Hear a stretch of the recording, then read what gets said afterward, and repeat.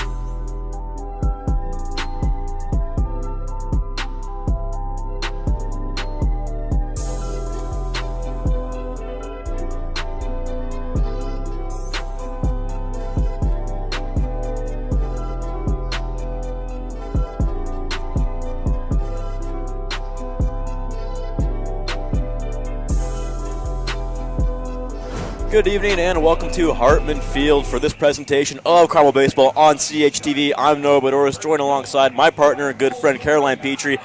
Caroline, it's been about a year, but you're back on air. How you doing? I am back. I am here, and my love for baseball is larger than ever, and my love for watching this team is here tonight. Yeah, well, there's a lot of high expectations going into this year for Carmel. They got off to a great start, 9-1, but since then it's been a bit of a cold streak. 5 games in a row lost for the Hounds.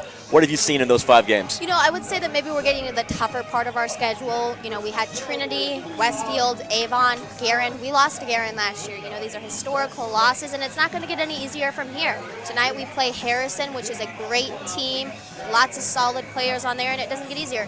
Right, if you want to flip that around, talking about Carmel's 5-game losing streak, Harrison's on a 7-game heater right now. Yeah. So doesn't get much harder to do than to end. Has to give. I mean, eventually they're due for a loss, but who knows if it's against this Hounds team. Yeah, and we are right here at Hartman Field as Carmel's starting lineup comes out. We've seen some changes in the starting lineup tonight from the rest of the season. Yeah, how are they shaking things up? Bit of a shake-up for Carmel. John Zangrilli making his debut for varsity.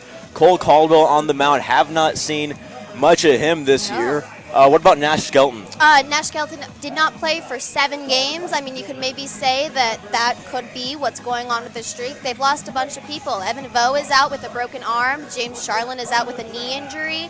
And Nash Skelton was just out. So that they did have similar stats and maintained that level of what we expect from Carmel catchers, why he was out. But I think Carson Mace is also at the bottom, filling in that 9 spot for tonight. That was a change made in the game against Fishers.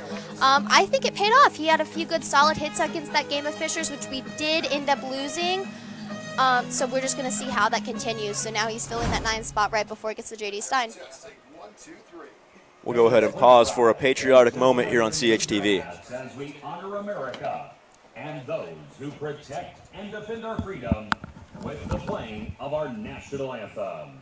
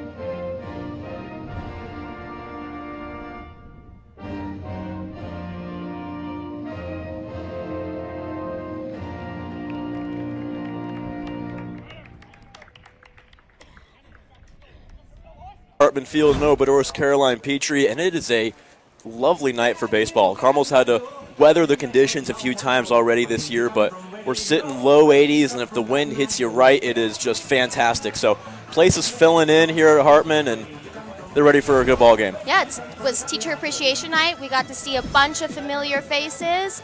Nice to see, teachers coming out and supporting their players just outside of the classroom. So Caldwell gets set, getting his warm-ups in. Again, it's a new battery for Carmel. I think this is going to be good. Carmel, big part of losing those last 5 games, when we have a pitcher up there, we bleed out. It's very easy for Carmel to start bleeding out score-wise when our pitchers get tired and we don't have someone to come and relieve them. Carmel's situation gets very out of control very quickly if you don't catch it and nip it in the butt and fill people in, because we have amazing relievers on call to support the starting pitchers on this Carmel team. So in the infield tonight for the Hounds, it's going to be Mathieson over at first, Walkie at second, Stein, as always, at short, and Silas, coach's kid, Neal at third, rounding out the infield. Outfield is going to be Mace and Grilly and Snow, so some strong defense all around for the Hounds. Absolutely. As Skelton makes his throw down to second. And Jack Gonzalez will step in now for the Raiders.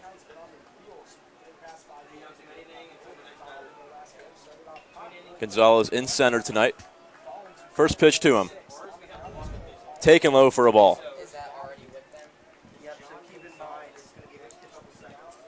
Caldwell working quickly, next pitch. Check swing, and he got a little piece of it, so count evens 1-1. Caldwell on a fresh stage tonight. Pitching a little antsy, but the 1-1 pitch now. Swung on and nibbled down the left side in foul territory. So now pitcher's count for Caldwell, trying to get the first punch out of the night. The 1-2. Swing and a miss, strike three. There's the first one of the night for Cole Caldwell. Beautiful. I really hope that this turns out like the story we've had with Nathan Penquite this year. It is truly beautiful. His first game back at varsity, he had a perfect game, and I really hope we see this from these JV people who are stepping up for this Carmel team. Yeah, something we've seen a little bit from the Hounds is just almost they don't know when to take the starting pitcher out, and so they get too deep into the game, and then when they start to struggle, nobody's warmed up. Exactly. And so we'll see how far Caldwell can go before Carmel has to dig into their bullpen. As that first pitch to Nikoloff is out of the zone. Next one to him floats in there for a strike. Caldwell looking a little more comfortable. The 1-1 pitch is swung on and lifted out into foul territory, and that'll fall into the grass. Would you like to know my favorite part about watching games here at Hartman Field? I would love to know. Whenever there is a foul ball hit out of the park, the little Carmel Pups players go and get it to support this team, and they fight over it, and it's great just to watch the future of Carmel baseball. Yeah, I can see McGuire wearing 99 chasing that ball right now. As the 1 now is floated again out of play. So we'll do it again, 1-2. Nikoloff really working the count now. Got a lefty-righty matchup. The 1-2 again tries to find that outside corner, but cannot pull it down.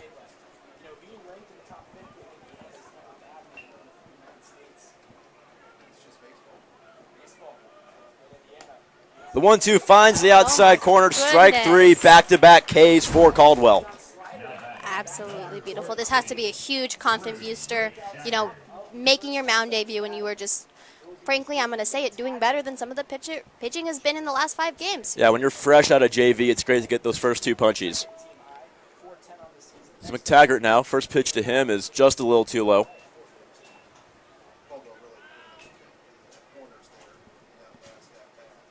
The 1-0 is chopped up the middle.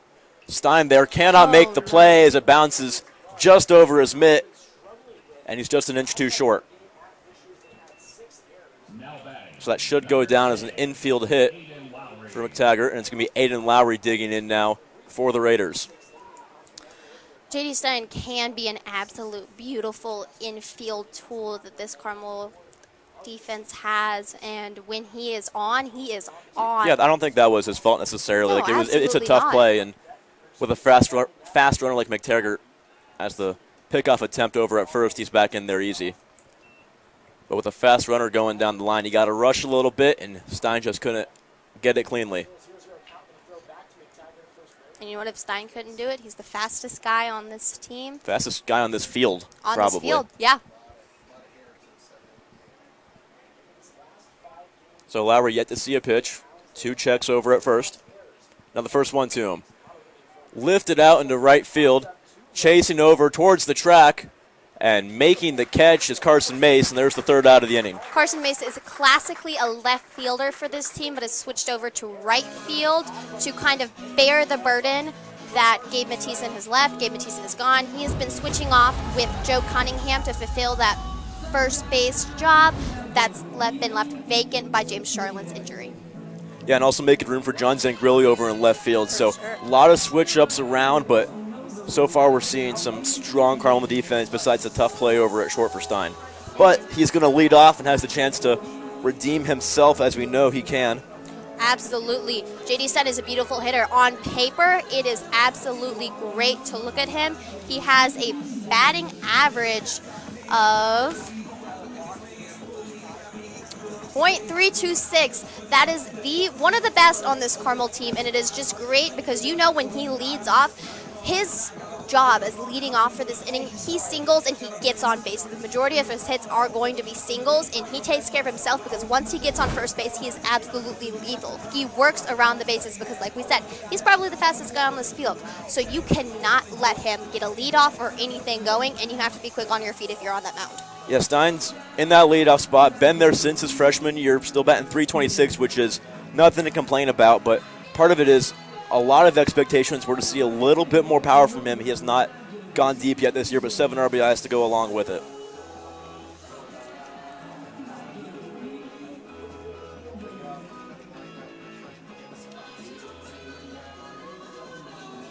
So Harrison's defense getting set.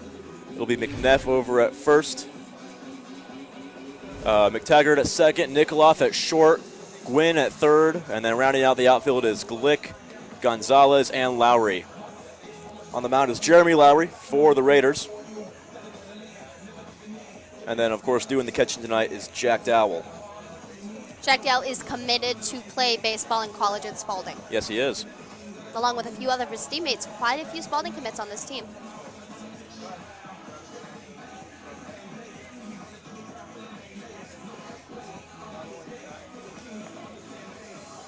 So Harrison's ready. Beauty of a throw over to second. And Stein will dig in.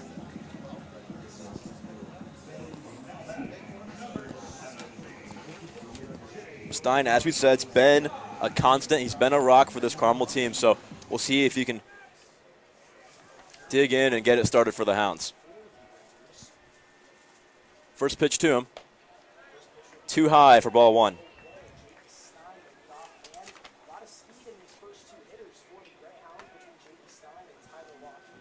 The 1-0. Swung on and lifted out into right center field. Should be a nice, easy play. And gloved out there by Jack Gonzalez. So the first out, Tyler Walkie will dig in now for the Hounds. When J.D. Stein does not do what he's supposed to do and get a single, most likely he is going to pop out a fly ball for you. Yeah, we mentioned briefly Stein's power lacking, and just things like that where he can lift him out there, but he just hasn't hit the gym enough to get it over that 385 sign. He can do good. His max velocity on that plate is over 100, and I hope to see this for the rest of the season. First pitch to Walkie's inside for ball one. So Lowry 0 for 2 on first pitch strikes, but not that that matters. The 1-0. Trickles in that outside corner for strike one.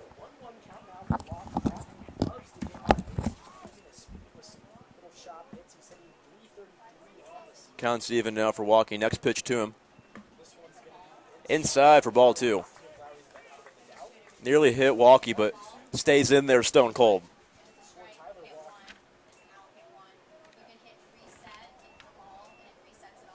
The 1-2 from Lowry.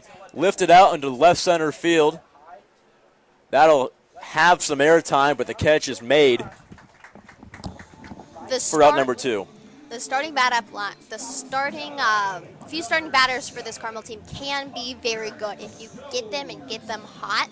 But on the other side, they pop out and they fly out and they hit ground balls. There is no in between. Yeah, the top of the lineup is very dangerous for the Hounds. Once you get towards the bottom, there's a lot of new names and a lot of unproven names. And so Hunter Snow will dig in for the Hounds. He's very proven.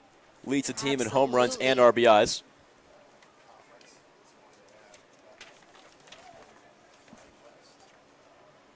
Snow in that 3-hole batting lefty, definitely an advantage for the Hounds.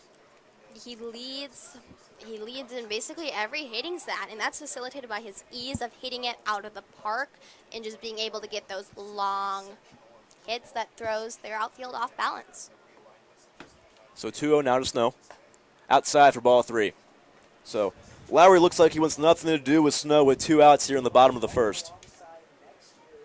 Mathieson waits on deck.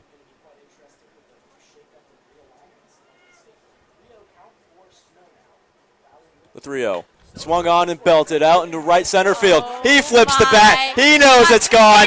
Watch how far that one goes. Iceman. You know what? Most of his teammates think that he's not going to go to college. Swung on and belted out into right center field. He flips the bat. He knows it's gone.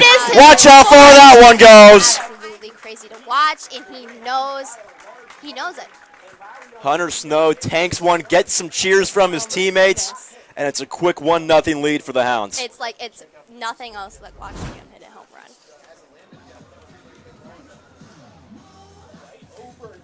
So Snow sends JV a little gift here in the bottom of the first, and so Gabe Mathieson will step in now, hoping to back him up with another one. That's exactly what he's needed. He's the only one who's been able to produce a home run this year on this team besides James Charlin, who's out for injury. First pitch to Mathiesen's perfect.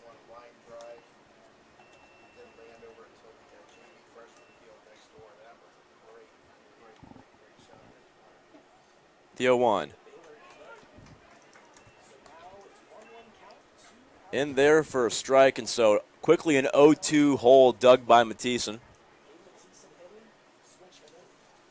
The 0-2.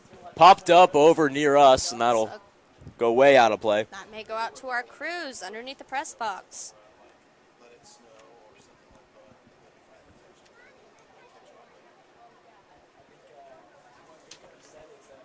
Lowry set the 0-2. Strike three, got him with the high. And after the quick home run by the Hounds, Lowry settles down and gets out of it. So we are out of the first 1-0 lead for the Hounds. This has historically been how these games against these tough opponents start. Carmel is able to get in at the start of the games and build up little by little, inning by inning, a lead. However, like we were talking about, when pitching gets out of control and we cannot get someone in there, that's when Harrison needs to know to strike, because that is Carmel's biggest disadvantage right now. Yeah, I think that's definitely going to be part of what Harrison's looking for, is to work counts against Caldwell, make him work, get him out of here early, and dig into that Carmel pen, because besides Kaipke, there's not a whole lot going on back there. Absolutely not. I would not be surprised to see Theo Nagy relieve tonight or Gabe Mathieson.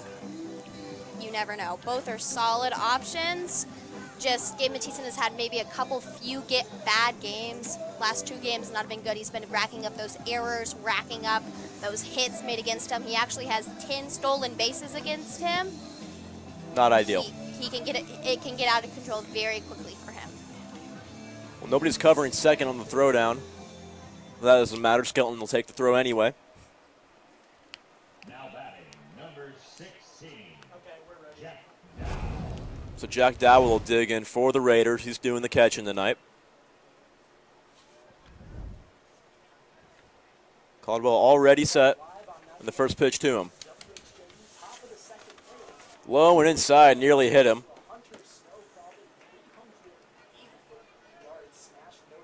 So a 1-0 count now to Dowell.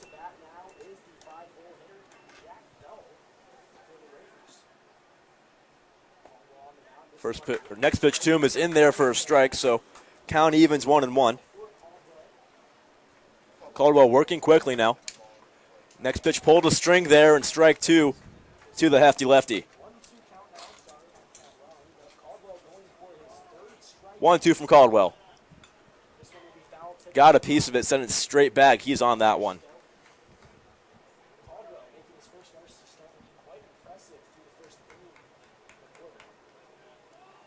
The 1-2 again. Lifted out of play, and we'll do it again. Caldwell looking comfortable, but like we said, you want to limit that pitch count. Keep him in there as long as you can. So as long as Dowell keeps fouling him off, he's going to keep racking up that pitch count. The 1-2. Another foul out of play. It can quickly spiral here for the Greyhounds. Yeah, and you'll see Dowell sending them all opposite field out of play, so he's late on Caldwell, not quite timed up yet. The 1-2. Sent up the middle. That should drop for a base hit, and it will. So Dowell's got a leadoff single for the Raiders. And it'll be McNeff coming up to get him over, maybe get him in. First contact Jonathan really has had with the baseball this season on varsity. Send it to his trophy room. Number 4, Will McNabb.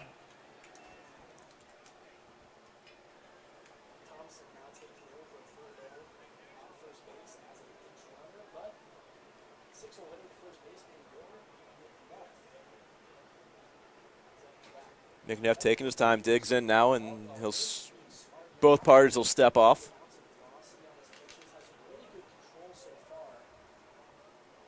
Umpire's not quite ready, but looks like he is now. Take your time, Blue. It's all right. All right, the first baseman, McNeff, in for Harrison. First pitch to him instead of step off and a check on the runner. I just want to reiterate that this is probably the fullest I have seen Hartman Field for a game here in a long time. That's partly due to Teacher Appreciation Night. It's great to see teachers supporting children outside of the classroom, and I know Carmel is great for that. Yeah, we love teachers, don't we? Oh, I love them. Wouldn't be here without them. Well, the first pitch to McNeff is high and tight for ball one. Check on the runner again. That one was closer, but again, he's back in there safely.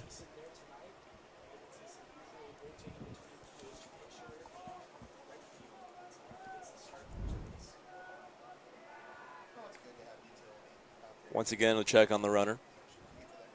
Caldwell wants nothing to do with Dowell over at first. Showing bunt, instead he gets hit in the face. Oh. And they're saying it's in play. And the umpires are not quite sure what to do. Looks like the pitch got McNeff in the wrist.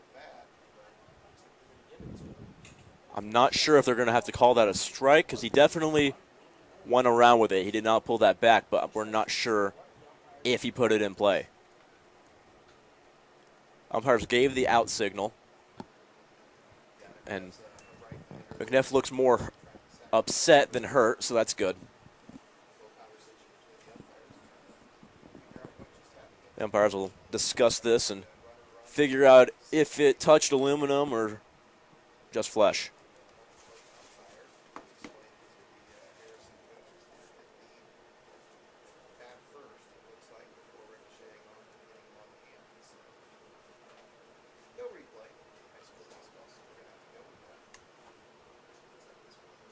It's moments like these you wish there was a replay at this level, but Hayes alas. His head in defeat. Looks like it hurt him. Looks like they're going to send him back to first.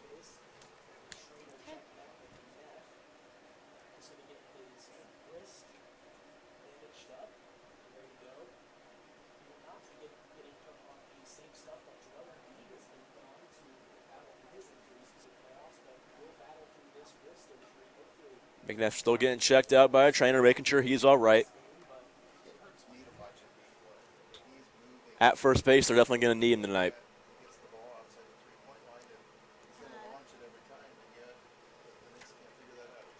He just seems disappointed. I think he's all right. No, look at him. He's frustrated. He's going to hit. All right, never mind.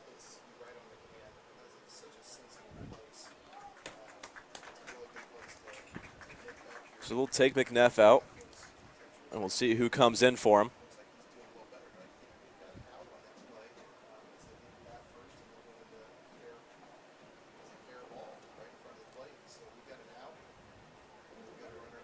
If you are just joining us on CHTV here on YouTube, so far we've had a great start.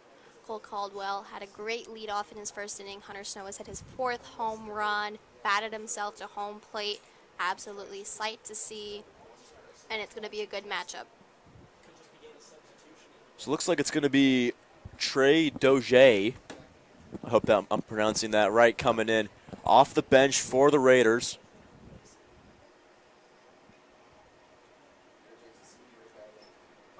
As umpire and head coach Pat Lowry discuss it.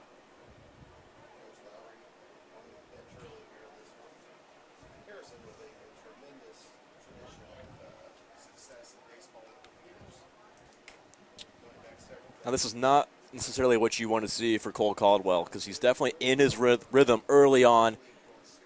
Goes almost in order in the first inning, and then... It'll shake you up. Yeah. It'll shake you up.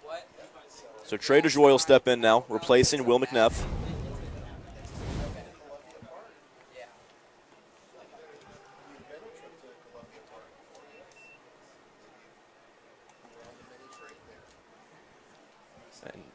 Not sure if they'll give him a fresh count or not. So the first pitch to him, he shows bunt. He gets it down real nice. Throw to first is in time for the out. So Hounds get their first out of the inning. Runner will go over to second. Now batting, number 5, Jackson Gwynn. And so Jackson Gwynn will dig in now for Harrison with a runner in scoring position and an opportunity to tie this ball game up. Gwynn steps in. Caldwell taking a little more time than we saw early on. First pitch in there for a strike. Having a runner in scoring position based on the amount is not something Carmel is unfamiliar with, as they have been taken advantage of to be put into this position. This happened at the Trinity game. That was a great matchup. Both went into the preseason ranked number 1 in their respective states. Next pitch just chopped up the middle, and Caldwell takes the easy play at first for out number 2. So now Caldwell an out away from getting out of this jam. It's going to be Channing Glick stepping in.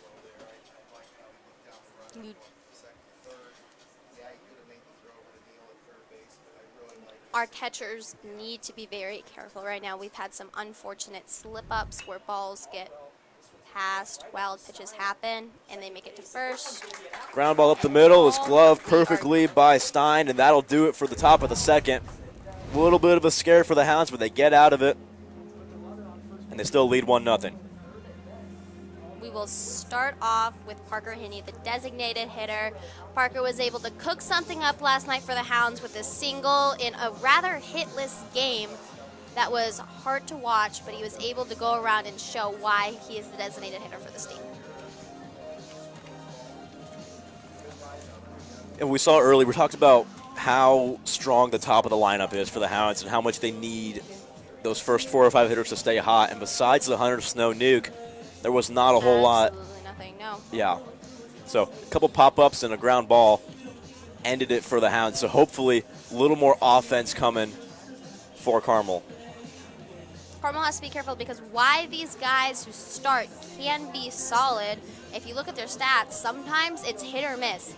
Literally, it's hit or miss because they either do really good and give you that good feeling or they go and fly out. And it's something that needs to be developed. And maybe on this back end of the lineup, strategic hitting could come into play just like it did last inning.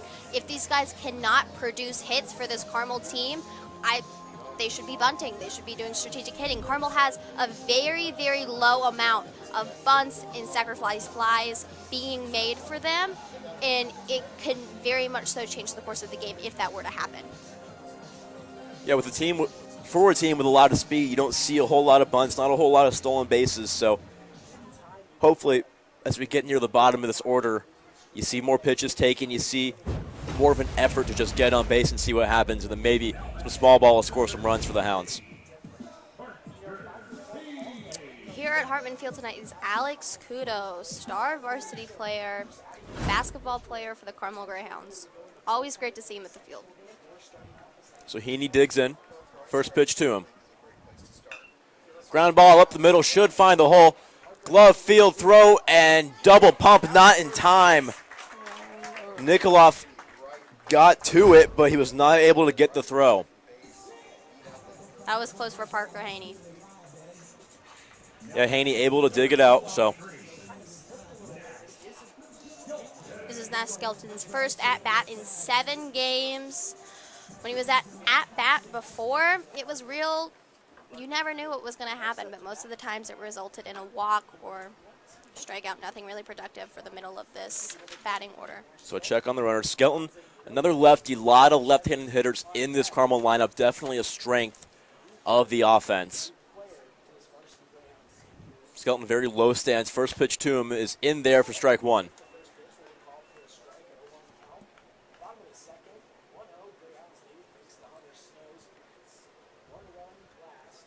Another check on the runner. Nearly pulled the first baseman off, but DeJoy able to hold on to it. So an 0-1 count now still for Skelton. The 0-1. Swung on and ripped down the line, but foul.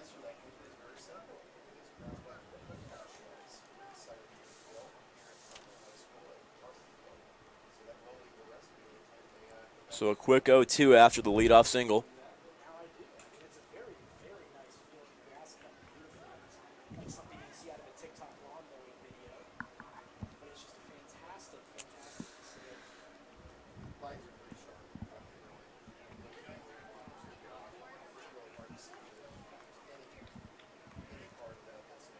The 0-2. Too high, ball one. So Lowry throws one away with the pitcher's count. So it'll be 1-2. Haney at first, Skelton at the plate. Trying to extend this lead for the Hounds. Next pitch from Lowry. Chopped up the middle. Glove by Lowry. The throw to second. It's on a bounce, but they get the out at second. Skelton digs it out at first. There's no play. And not a whole lot changes. So Skelton's at first now, one out. And Zangrilli coming up for Carmel. John Zangrilli. His father is a coach here on the varsity team. This is his varsity debut. Excited. We don't have much to say. It's his first time. Lots of firsts tonight. Yeah, not too often that you see a guy making his first appearance in the 7 hole. Usually you're going to stack him even lower in the 9 or the 8, but love to see the trust in Zangrilli.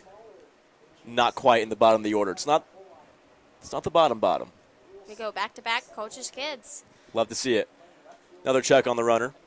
Lots of distrust in the base runners tonight from both sides.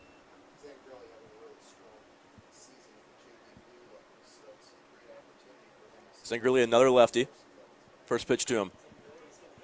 Little late on it, but he gets a piece and sends it out of play. Hopefully not into a car, as that went into the bus lot behind Hartman Field. It can hit a bus. It's all right. They got plenty.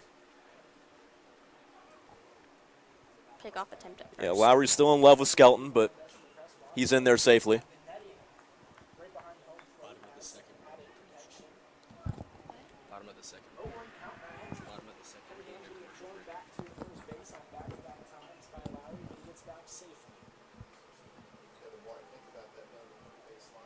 Lowry keeps checking on that runner.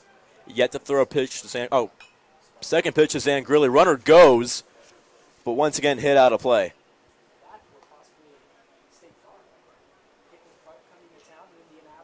So quickly 0-2. Absolutely no To reason John to worry Zangrilli. about Nash Skelton over at first, but I guess we have to now. That would have been his second stolen base of the season.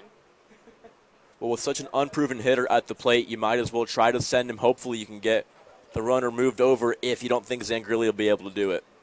Silas Neal on deck. He's at the hot corner tonight, as always. Next pitch is low and inside, delayed steal, and he's safe. Throw wasn't even close by Dowell, but on the delayed steal, he had to throw from his knees. Great decision-making by Nash Skelton right there. Carmel has some shaky decisions made in some games, especially against Gear and Catholic. We saw some not-so-smart attempts being made, especially by J.D. Stein. He got caught stealing, a term completely unfamiliar to be paired with his name.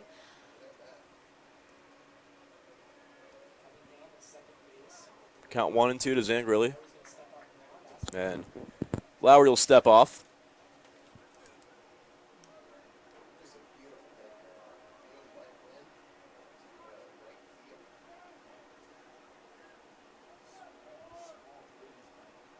The 1-2, he pulls a string, swing, and a miss in the dirt, and the throw to first is in time. So John Zangrilli has a 100% strikeout rate for his career. So Silas Neal now, batting from the left side. Silas Neal has the lowest batting average on the team, despite having started every single game this season. Fascinating. Let's see what he can give us here at the bottom of the second.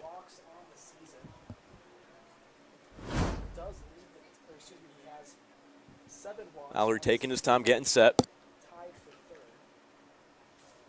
First pitch instead of check on the runner.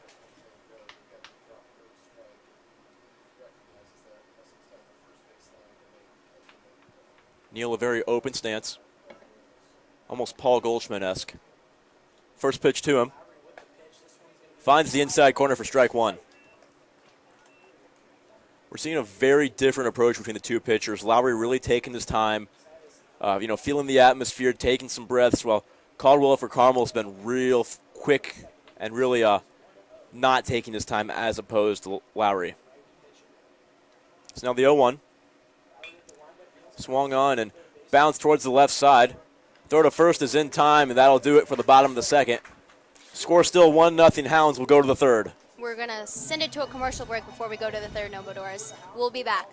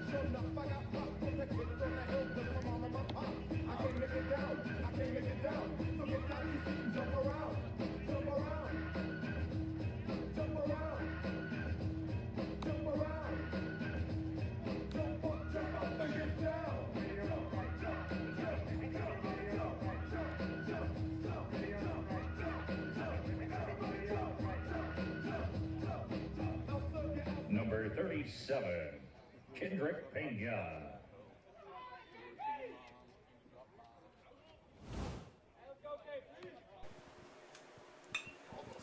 Back here at Hartman, first pitch to Pena is sent out into center field, but the catch is made by Hunter Snow. So one pitch, one out for the Hounds. Caldwell still working for Carmel,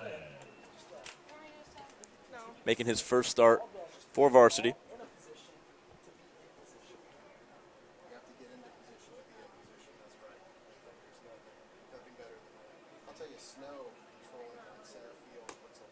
First pitch is swung on and missed by Gonzalez.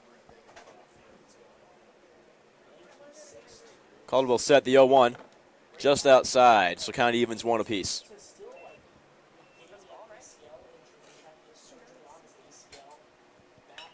One is down the line, first base side, gloved, and he'll take it himself for the second out. So Mathisen perfect over on the right side, and a quick 2 outs for Cole Caldwell. Landon Nikoloff, the shortstop, digs in.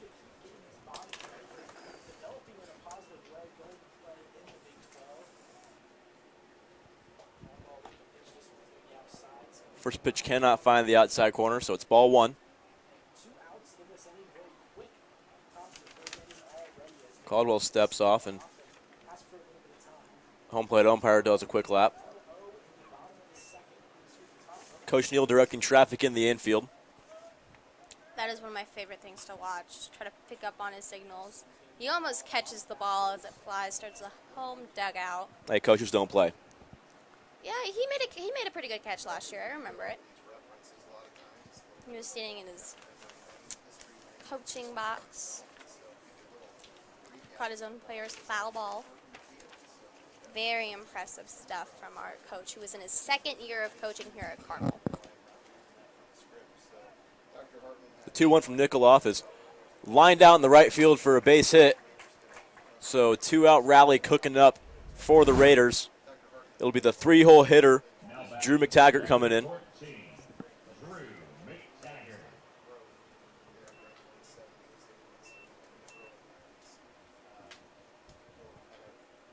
Taggart, the second baseman tonight. He's got an opportunity now to get him over or get him in to tie this ball game up.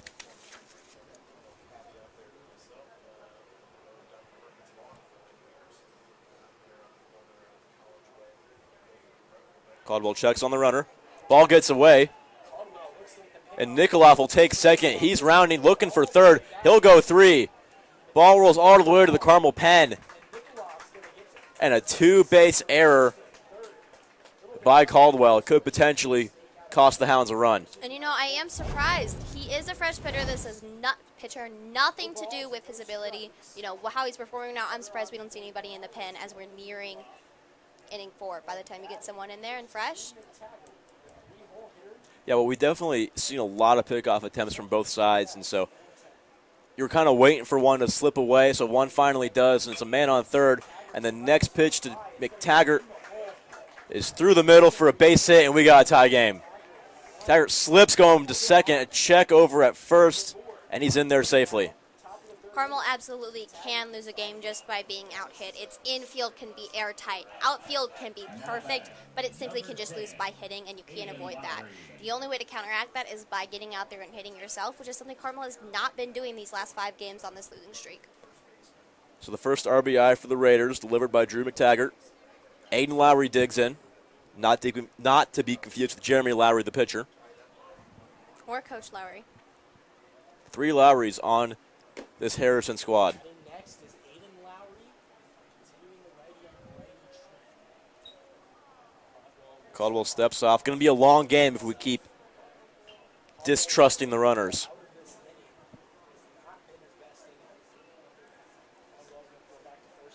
And a check on first, because why not? Jack Dowell, the catcher, waits on deck. 2 out here in the top of the third.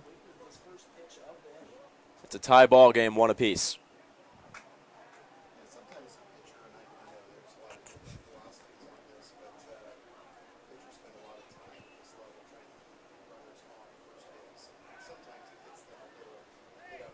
They really think that McTaggart's going to take second, so 3 checks over on him, still 2 away. And if this were a major league game, you start to hear some boos from the away crowd. Just disbelief here in the press box.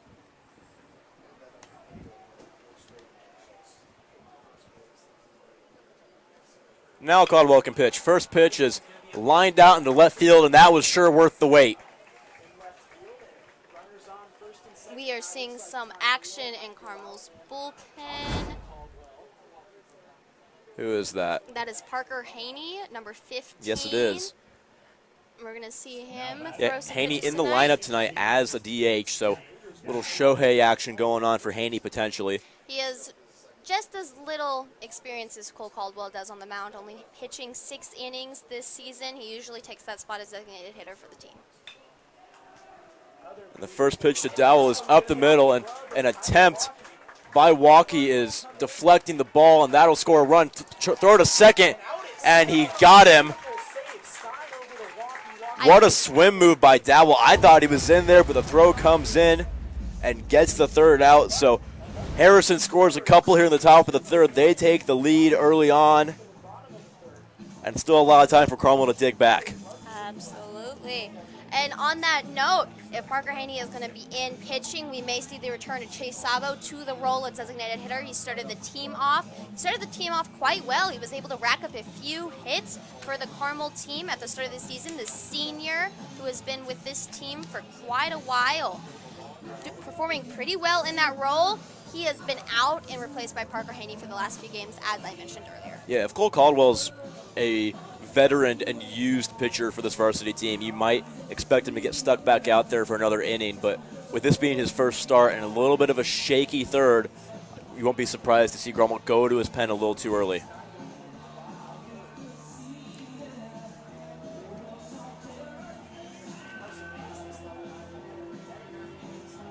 Lowry makes a slow walk over to the mound for the Raiders, going into his 3rd inning of work. As Dowell, who got the RBI, will resume his work behind the plate.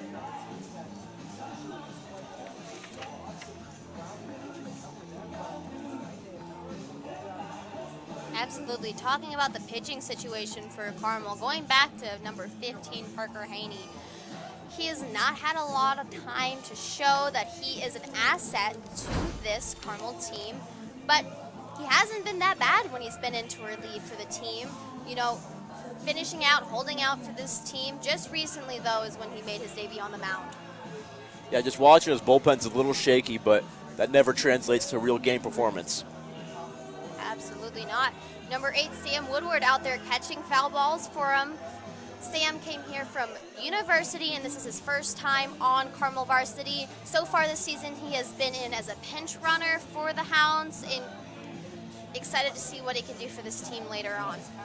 So it'll be Carson Mace leading off for the Hounds, and the lineup card will flip over back to the top of the lineup with J.D. Stein. He popped out in his first at-bat, not what you want to see from your leadoff guys, so hopefully if Mace can get on, it'll spark something for the top of this Hounds lineup. Listen, Carson Mace can hit just about anywhere. Looking at his spray charts, it's absolutely great. Doesn't favor any side. He can really throw the outfield for a loop here.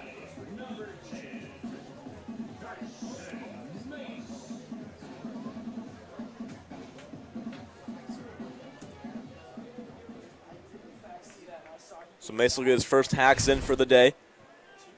Lowry set, first pitch from him. Swung on and sent straight back. You love to see that first pitch swinging, sending one right to the back of the net. That means he's on it, Caroline. Absolutely. Love to see it. He doesn't just sit there and take it. Carson Mace, most of the time, will strike out swinging. Next pitch to him is low and away. You were saying? This season, he has not striked out looking. He is completely, he will take it, he will go, and he will give his hand at it. Next pitch to him is in there for strike two, so a 1-2 count to the Carmel 9-hole hitter.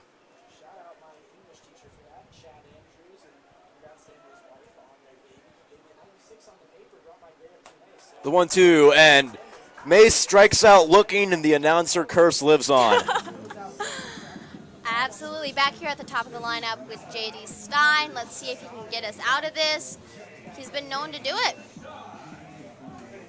I mean, that's exactly what he's all about it. I mean, J.D. Stein is an absolutely beautiful asset to this team. I talked about it earlier. I will not stop gushing about this guy. I think Carmel is extremely lucky to have him on their team, and I'm excited to see where he will go. He actually recently decommitted from Louisville. He's been committed there since 8th grade, and going into the season, I said I was excited to see if there were any scouts up here looking for him, because I know he decommitted to Louisville because he knew he could do better, and frankly, I'm excited to see where he will go. For sure. Stein grounds out to second, but any play on the infield from Stein is an entertaining one with his speed. So a quick 2 outs for Jeremy Lowry, and it's going to be Tyler Walkie, the second baseman, digging in, trying to get something going for the Hounds. Tyler Walkie just moved to the second spot. Again, there's been shifting in the batting order with the absence of James Charland. One of the best hitters on this team objectively. Sitting down looking at his stats, he leads everywhere. However, Tyler Walkie, since coming in, he's played the same amount of games as James Charland, and their stats are very comparable. But I will say one thing. Let's say J.D. Stein was able to get on first. He needs to steal. He has not been able to do that this season because Tyler Walkie does not draw as many pitches as James did, and that is an undisputed fact. But he's been, frankly, all around, been able to step out of the shadow that James left on this team without his injury. Next pitch to Walkie is through the infield for a base hit and a 2-out single. And let's see if Carmel's got something cooking. Liner just too hot for Jackson Gwynn. Absolutely. Tyler Walkie's exclusively singled this season. So now Hunter Snow, who sent one to Noblesville in his first at-bat, will step in now with 1 on and 2 out. You know, speaking of Noblesville, sectional results. We drew Noblesville for a sectional. That is who took Carmel varsity baseball out in the sectional last year. It was a very painful game to sit here and watch. Unfortunate situation, broke down pitching lineup. Just very unfortunate situation. I almost fell out of the window of the press box last year. It was a very exciting game. Walkie took second, and Jack Dowell didn't even give him a chance to get out. So an 0-1 count to Snow. Time is called. So a runner in scoring position for Snow. Opportunity to get his second RBI of the day. Instead, Lowry will turn and check out that runner on second.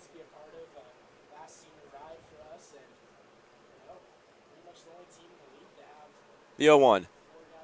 Check swing, and it will roll to the backstop. Tyler Walkie advances the third Yeah, he on that play. goes to third, turns and looks, but not enough time to get home. Absolutely not. And you know what? That's good. like I said earlier, that decision was made in the Guerin game to try to get to home by J.D. Stein, and it was very gut-wrenching to watch up here from the press box to know we wouldn't make it.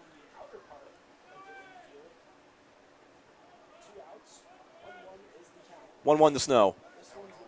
Inside for ball 2, nearly clipped him. And you know Walkie's got to be licking his chops in any ball in the dirt.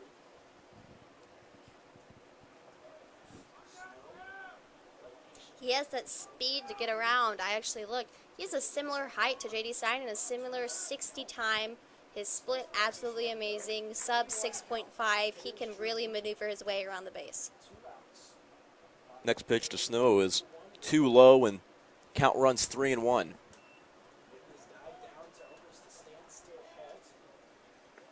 Next pitch is in there for a strike. So a full count is drawn by Hunter Snow. So we'll see Walkie take off from third, but not that that matters. With him at third base, the 3-2 chopped out of play. So we'll do it again.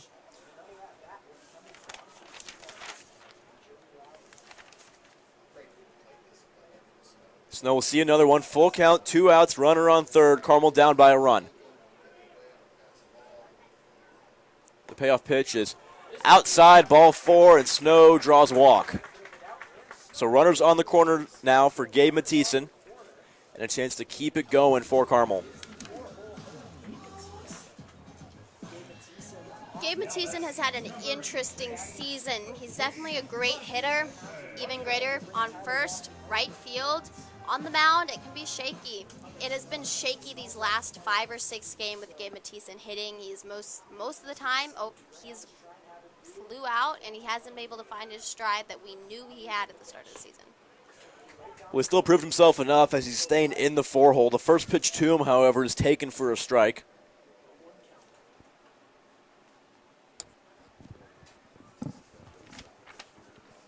The 0-1. Pulled a string, and Mathieson just swings over that one. So quick 0-2 hole, and Lowry a strike away from getting out of this jam. Runners still in the corners for Carmel. The 0-2, runner goes. Ground ball right side, glove, field, throw to first. Got him in time, and an excellent play by Drew McTaggart. And so Harrison gets out of the inning, will go to the 4th. Raiders still lead 2-1. Absolutely. Parker Haney was pulled out of the pen to be on deck for Gabe Mathieson. No action yet. Walking away solemn.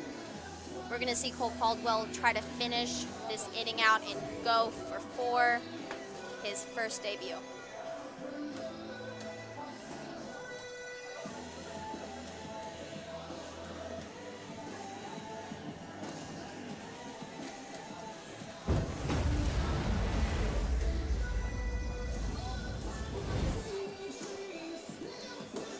Yeah, Caldwell, like we mentioned, not a whole lot of experience at this level of play, and a bit of a shaky third inning. Third and second. Yeah, and it's disappointing. We've said the word shaky a lot tonight, and that's kind of how we can describe Carmel pitching so far this year. Where I think that's how you can describe Carmel varsity baseball into the season.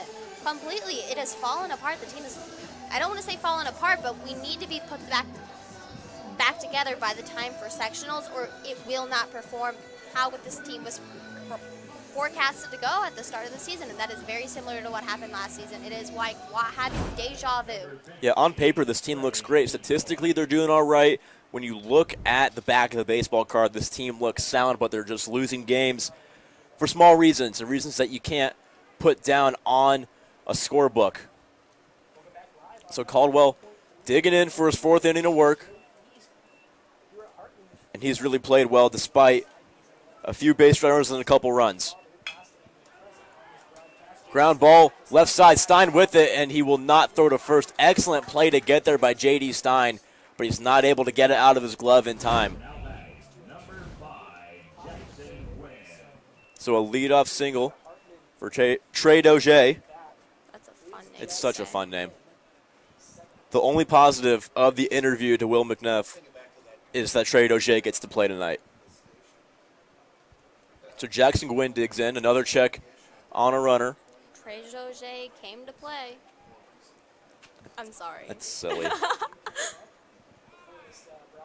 Well, you know what? We're here. We have silly things to say because Cole Caldwell is taking his time.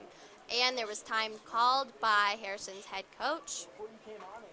So we'll have a little discussion between Coach Lowry and the field umpire. Looks like a warning will be getting called. Wonder if that Raiders bench will be, or dugout will be getting a issue, or a warning issue to them. So it sounds like something came out of the Harrison dugout that the umpire did not take kindly to. Not sure what was said, but I'm sure Coach isn't happy about it.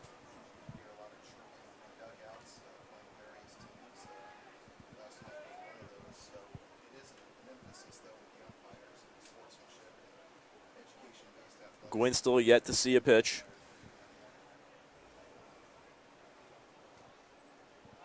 Showing bunt, he gets it down. Caldwell gets it. He'll flip it to first in time for the out. And a successful sacrifice by Gwynn moves the runner over to second. And Harrison's got another man in scoring position with Channing Glick coming up for the Raiders. Number 9, Channing Glick. Another great name from Harrison. Yeah, I don't know. I mean, that they just ran, I don't want to say it, but they ran basically the same exact play that they ran at the third. Well, I mean, usually you're going to take it out for a runner if you're Carmel. Like on a bunt, I understand obviously, that. ideally, you can get a double play, but if the batter's showing bunt, let him bunt in this situation. It's great, but it has happened to Carmel too many times. Well, This is how do you stop him from bunting? I don't know. But You want to pitch him out and walk him instead? No, I'm saying that you understand that it's better to keep him away from second because the guy got to third last time. You don't want him in the scoring position when you have a pitcher who is not falling apart, but not definitely on the up. Well, a runner on second is supposed to score too, so it's not. Thank you, Noah Boudouris, for our lesson in baseball here tonight on CHTV's broadcast at Hartman Field. Lots of high emotions here between Carmel and Harrison. A quick 0-2 count for Glick. He showed bunt on the second one. You doubt he'll show it again. As Caldwell pitches out for ball one. Runner on second, one away. Strike three, floats it in there, finds the outside corner, and Caldwell gets a second out of the inning. That's great. The previous pitch, a pitch out, trying to catch the runner, maybe trying to stray off the second base. Number 37. So Caldwell looking better after a rough inning last time. Kendrick Pena digs in the DH. First pitch to him. Swing and a miss. Gave him some breaking stuff right there.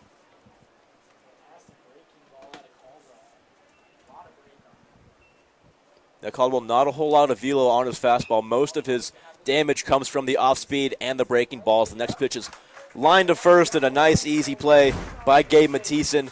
Will go to the bottom. Hounds still down a run.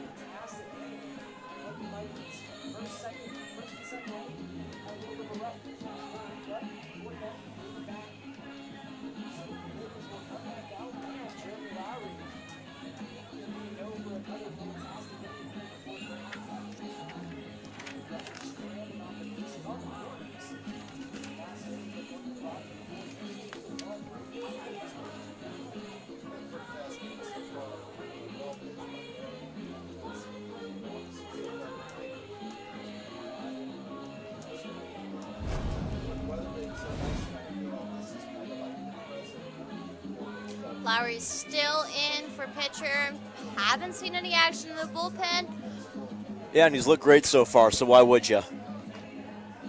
We've seen games previously for and against Carmel where pitchers look comfortable and they start to get deeper in the game and they start to struggle. So Lowry looking real strong for Harrison, but we'll see how long it'll last. It'll be Heaney leading off for the Hounds. As we mentioned, we're starting to get into this weaker half of the Carmel lineup.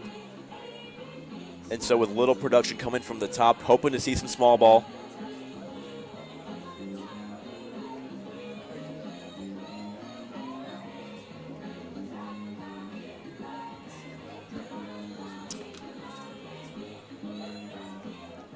Parker Haney approaches the plate, leading off this inning, you have to make something work with the circumstances you have. And the circumstances we have is the back end of this Carmel batting order that needs some support. It needs to make a hit, get them out of this, get it started. First pitch to him is on the right side and through for a base hit. Past the second baseman, McTaggart, and a leadoff single for the Hounds. And kind of like you mentioned, part of what's been struggling for Carmel is that most of the production has come with 2 outs. And so getting the leadoff guys on and over is going to result in more runs for the Hounds, as opposed to waiting for 2 outs and then maybe you can hit a home run. Carmel has over 100 runners left on base, and I don't think... Embarrassing. Yeah, that's absolutely... You cannot afford to do that. Skelton the base hit down the line, same spot. Heaney digging for third. Skelton will stop at first, and runners on the corners once again for Carmel. This is what you want to see from the back end of the lineup. This is what the front end of the lineup is supposed to be doing, and it's being carried, and it's frankly great to see some action. Yeah, but guess who's coming up? John Zangrilli in his first game, an opportunity. 100% strikeout rate. That is true, but an opportunity to get his first RBI and tie this ball game up. Pinch runner Joe Cunningham in for Nash Skelton. He has been playing first base, but sitting out this game, making way for Gabe Mathieson. He's been pretty good. He's stolen a few bases. He's been able to make his way and really not been a burden on this team. Delayed steal, and he'll go to second. Diving in there is Cunningham, and he's in there safely. So the ball in the dirt, and Jack Dowell wanted nothing to do with the runner. So 2 runners in scoring position for the Hounds. And John Zangrilli with a massive opportunity here in his debut. The 1-0 swung on and lifted out into left field, down the line, caught. Runner will tag, and he's bluffing. So 1 away. Still runners on second and third, and it'll be Silas Neal coming up. He grounded out in his first at-bat. Silas Neal. I would love for him, it seems like I'm speaking, I would love for him to give us a great hit, add something to his stats because it's a little lackluster. Yeah, Neal, big chance to prove himself here. 1 out, first pitch to him, line down the line, and into the Carmel bullpen, in which nobody is in, by the way. Well, Parker Haney's on base. He made his way on base with the single and just kept working at it from there. So Carmel gets 2 runners on to start the inning, then an out made by John Zangrilli. Now Lowry will step off and communicate to his catcher a little bit. Would you like to know an interesting fact that I have heard and figured out? I would. Majority of baseball teams in Indiana have PitchCom now, but Carmel baseball is not one of them. Old school. Old school. Coach Neal does it the way he did it, so no PitchCom for this Carmel team. A 1-1 count to Neal. Lowry set. Pitch is inside and in the dirt. Neal taking some good looks.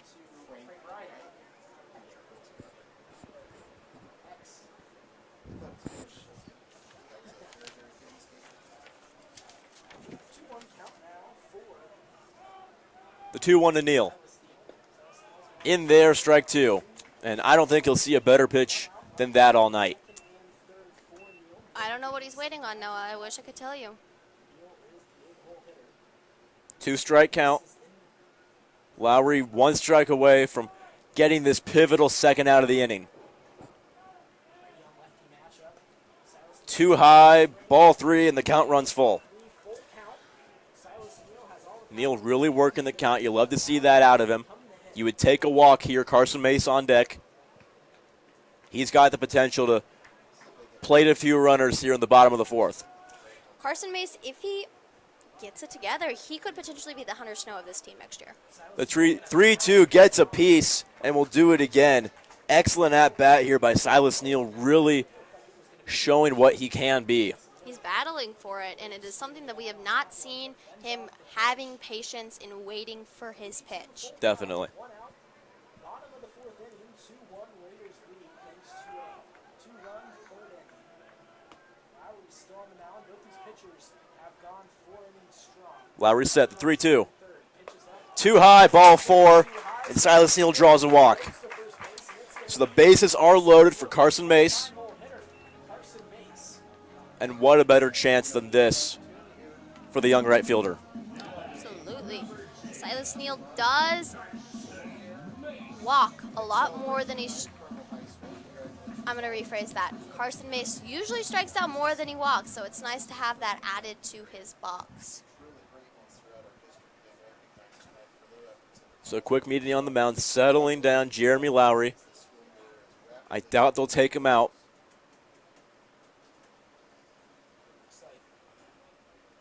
We really want to give him time to breathe right here. This could be potentially the ball game when it's all said and done. You can look back at this inning and see how both teams played. So bases loaded, 1 away. A sac fly ties it. A base hit probably gives Carmel the lead.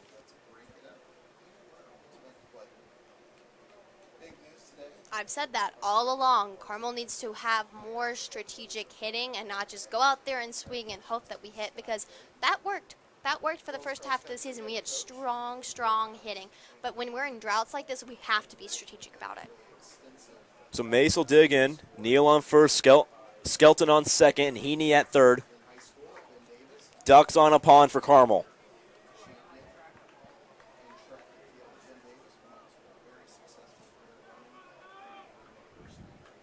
No runners holding.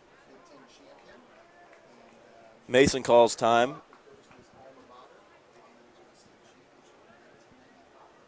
Some bustling in the Harrison bullpen to our right side of the press box. First pitch to Mason is above his head. Runner takes out for home, and he'll cruise in there. Absolutely. Almost slid over the plate, but he gets a foot in there, and Carmel ties this ball game up. So some heads-up base running by Parker Heaney, and we're knotted at 2.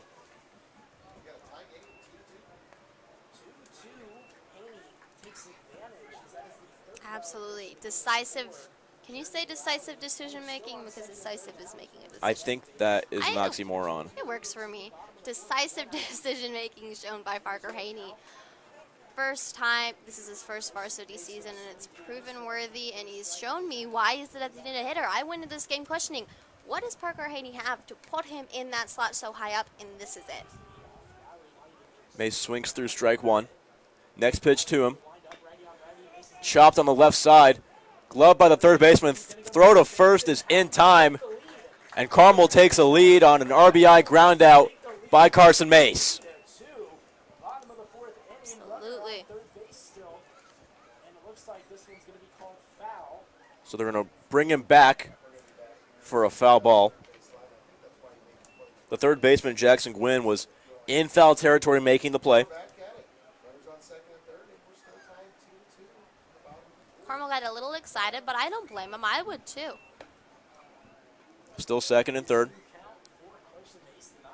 1 away for Carson Mace. Swing and a miss, strike 3. And Mace will sit down and flip over the batting order. J.D. Stein digs in. Still 2 in scoring position for the uncommitted shortstop. Absolutely. J.D. Stein just today made PBR's top. He's the top uncommitted shortstop in the country, being voted that by his peers, by his coaches. In the country, he made the best uncommitted team. Absolutely great news. They're going to intentionally walk J.D. Stein, it appears. Yeah, they heard the scouting report you just gave them, and so Stein will get a free pass to first. I mean, he doesn't have anywhere to go but second, and he can't force that. So Tyler Walkie in now. We'll see if he can put the Hounds in front. Absolutely. Tyler Walkie, an underrated player, just making his appearance after the 15th game against Westfield. Lifted out into left field, coming in and making the play is Glick, and that'll set the Hounds down. We got a tie ball game after 4.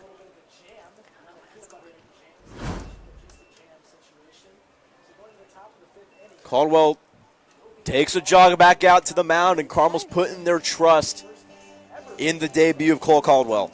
Now, this is where you can, if you have never watched a Carmel baseball game, if this goes wrong, you will be able to point at this and say, this is what happens in Carmel. I can speak it. I can tell you what happens every single Carmel game I've watched for the past 5 ones and say, this is what happens.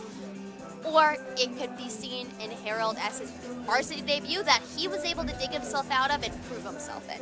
I hope it's the latter, even though I like to be proven right. Yeah, during this 5-game losing streak for Carmel, there's been some weakness in the later innings from the pitching staff. So. Absolutely. It comes when pitchers fall apart and Ty Neal is not able to recognize and makes the wrong call on keeping them in, as long it happened at Fishers with Adam Bushkowski, happened at Westfield with Gabe Mathieson, who fell apart, gave up a bunch of runs, 10 stolen bases, garnered a lot of errors on his column. Guerin, it's something we struggle with. So Jack Gonzalez will dig in, the leadoff hitter for Harrison, and I always like to point out when it's the 3rd time through the order, because this is typically when hitters get more settled and pitchers start to be a little shakier. First pitch to Gonzalez is swung on and chipped out of play. So quickly 0-1.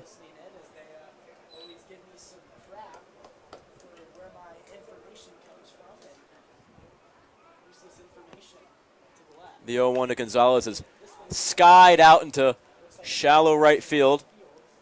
Coming in and making the play is Mace. And there's the first out of the inning. Carson Mace, unfamiliar with the right fielder position, but making the impact nonetheless. Now batting, number 1, Braelen Nikoloff. It'll be the shortstop, Layman Nikoloff. Now for the Raiders. 1 on, nobody out. Or reverse that. 1 out, nobody on. That's the first pitch to Nikoloff is lined out of play for strike 1.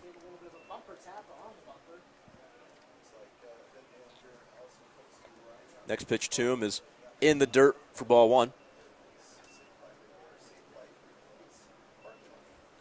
Caldwell trying to work quickly like he did in earlier innings. Back in the bullpen is Parker Haney. Yeah, Haney just getting settled out there. Hopefully they don't need him this inning, but if the time comes, he'll be ready. I'm glad to see that call made by Ty Neal, not to just let him stick it out and to do it. Looks like he's learning. The 2-2 to Nikoloff. Outside, ball 3, and the count runs full.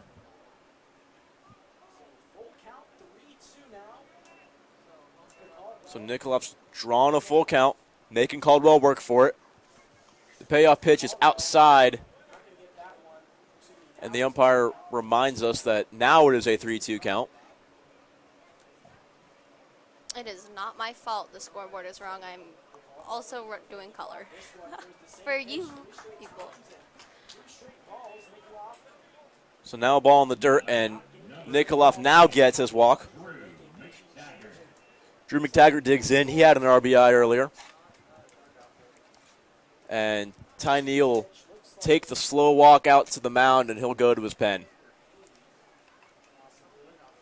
So it looks like he told Cole Caldwell, you get 1 base runner this inning, and there it was. Wanting it to hurry up in the pen, the action, motioning for it to let's go. I would say for a varsity debut for your first time out there, he showed promise. Yeah, he's going to get a lot of pats on the back for this one. Yeah. 2-run performance, 4 1/3 innings for Cole Caldwell. It could go worse. The other Make that 5 1/3. The other JV. No, it's 4 1/3. Thank you. The other JV pitcher just recently called up, Cal Carmichael, has not been having a great season. I would say Cole Caldwell's call-up was way better than Cal Carmichael, who has unfortunately had to relieve in those tough situations where Carmel their starting pitcher falls apart. Yeah, so Heaney's in, and the biggest weakness, as we've said, is the bullpen. And so this is going to be a big chance for Carmel in a tie ball game. So there's not a lead to blow tonight. Absolutely not, but it can spiral out of control. For sure.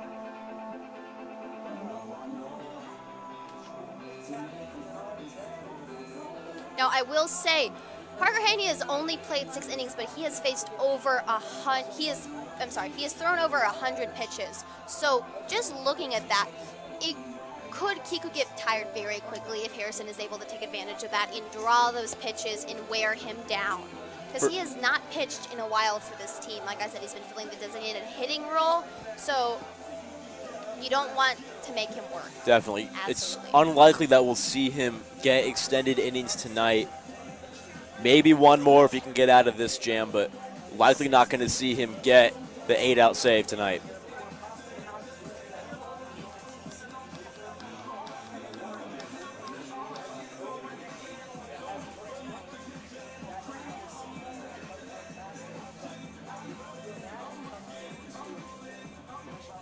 We're ready to go now here, top of the 5th, 1 out, 1 on for Harrison.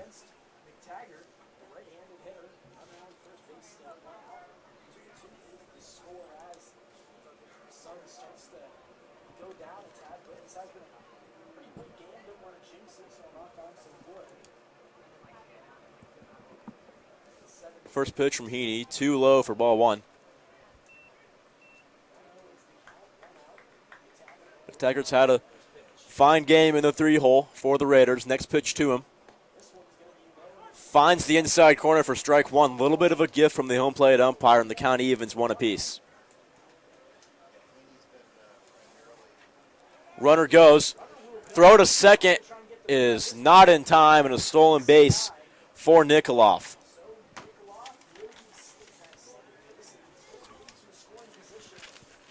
Absolutely smart play from Nate not Nate, his name is not Nate, Nash Skelton, who has been able to catch most of the runners stealing, but couldn't catch not this that one. Not that one. Ground ball to Stein. Throw to first is nice and easy, and there's the second out. Speaking on catchers, Carmel's catching, both of these are fresh catchers. They've never played a varsity game in their lives. Last year, it was very dependent on Tim Haas, who was gone and played off in college. Very dependent, both fresh off. And you could tell at the start of the season, lots and lots of mistakes made on both of those ends. Very frustrating, but it's been shaped up and recovered by this team. Silva made his debut in those 7 games, made an impact, and ready for Nash to make the rest. Yeah, and that's what we've seen. Really a great history of catching from Carmel. That last year, Coach Buchkowski, like you said, Haas, along with Tripp Schroeder. So consistently a great catching core from Carmel, but this year they kind of have to relearn how to assign that position. So Skelton's getting the start tonight, and he's been doing well. Could not get the runner out at second. We are getting the good coin of his hitting stats. Absolutely great to see him perform again. It's his first game back from his hiatus. Heaney quickly bringing Lowry to an 0-2. Next pitch to him.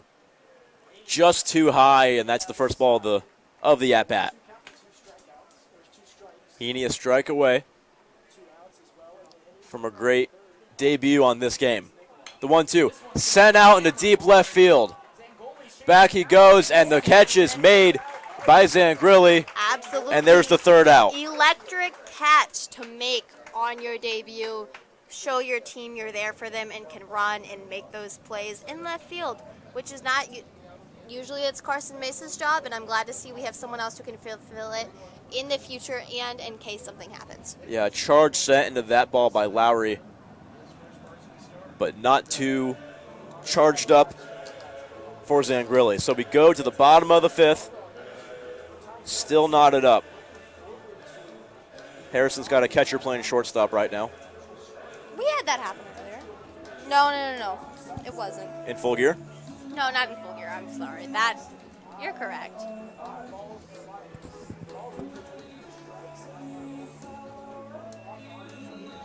don't know what it's doing. Absolutely. This is a game where Carmel is not just laying and taking defeat that we have seen in the 5th. And like you mentioned, Harrison is on a 7-game win streak, Carmel on a 5-game lose streak. Something has to give, something has to break, and I think the atmosphere is right and great. Let's see how Gabe Mathisen performs at this at-bat and see if he can give us something. Yeah, it'll be Mathisen, like you said.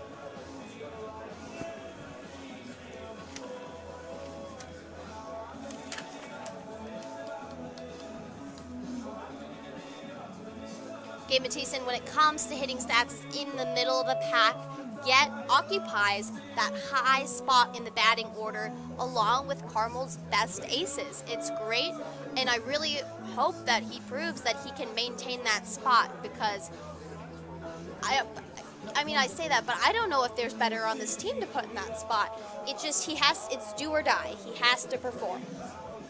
Yeah, well, if you're just joining us, Carmel jumped out to a 1-0 lead on a walloped baseball by Hunter Snow, and then a rough third inning for Cole Caldwell resulted in a 2-run lead for Harrison, and then some small ball from Carmel and a gutsy play at the plate from Parker Heaney resulted in a tie game. So we're 2-2, bottom of the fifth now.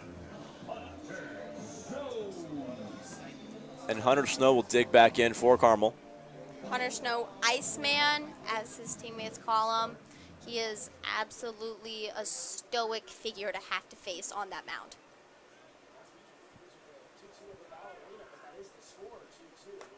First pitch to Snow, floats in there for a strike.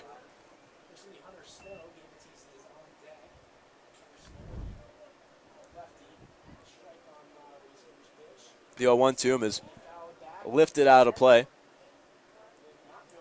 Back into the net. So a quick 0-2 count for Hunter Snow.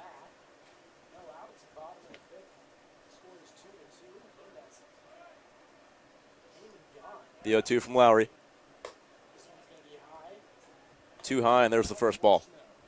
We see a lot from Jeremy Lowry that when he gets that quick 0-2, he's going to go high and try to get him to chase with something that's not even close. The 1-2 is tanked but foul. If that was cricket, that would be a 6.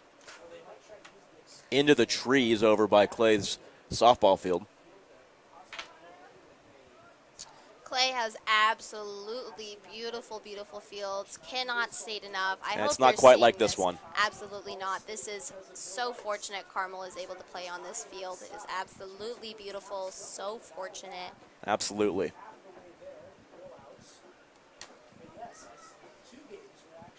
I mentioned it earlier. Hunter Snow is an absolute nightmare to have to face on the plate. He has baseball intellect, a baseball eye beyond his age. He's a very mature player for this Carmel baseball, and it makes sense why he's going to go play for Baylor.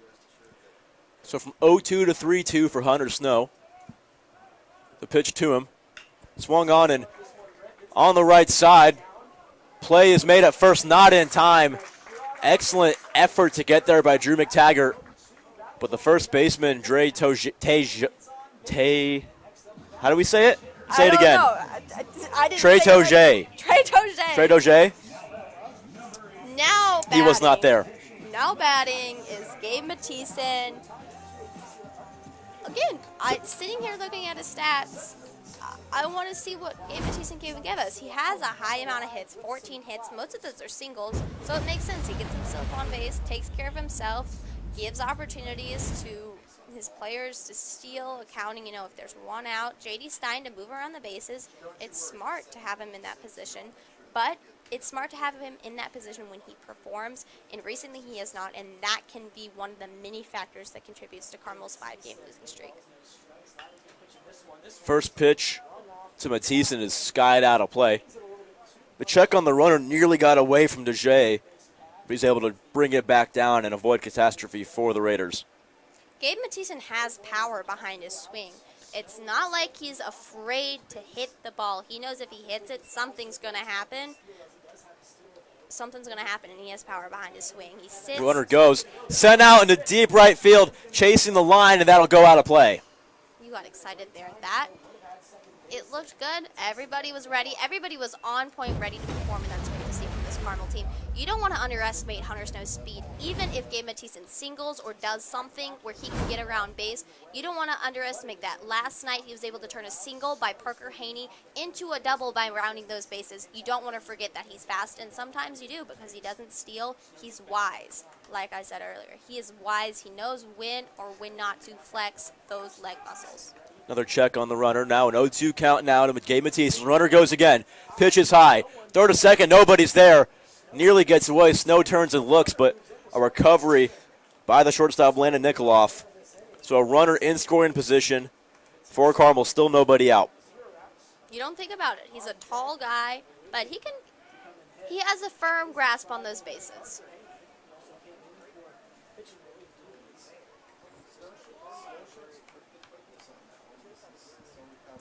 Cunningham on deck.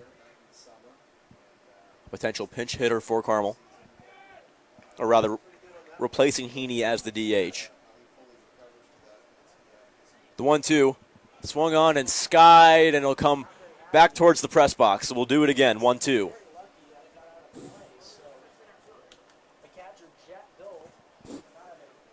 Mathisen working a great at-bat. Not taking too many pitches, but fouling enough off to stay in it.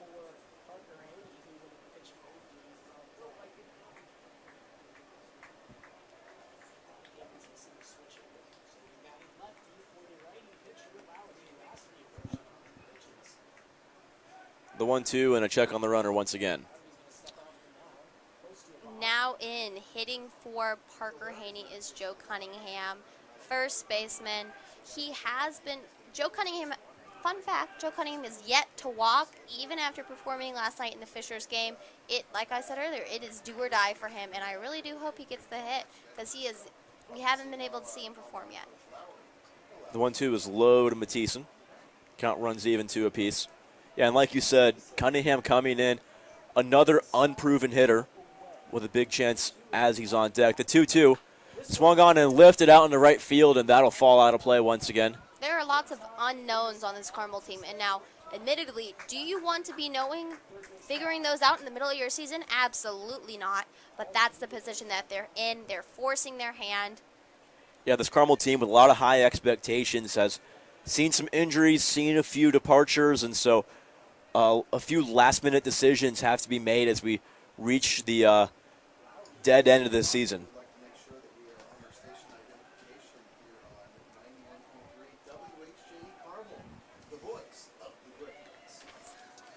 The 2-2 is too high. The count runs full. Still nobody out in the bottom of the 5th.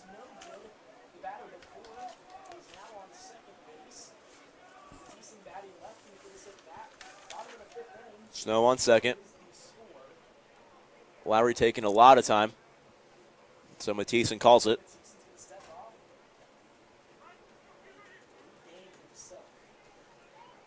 Now we're set. Full count. The pitch from Lowry.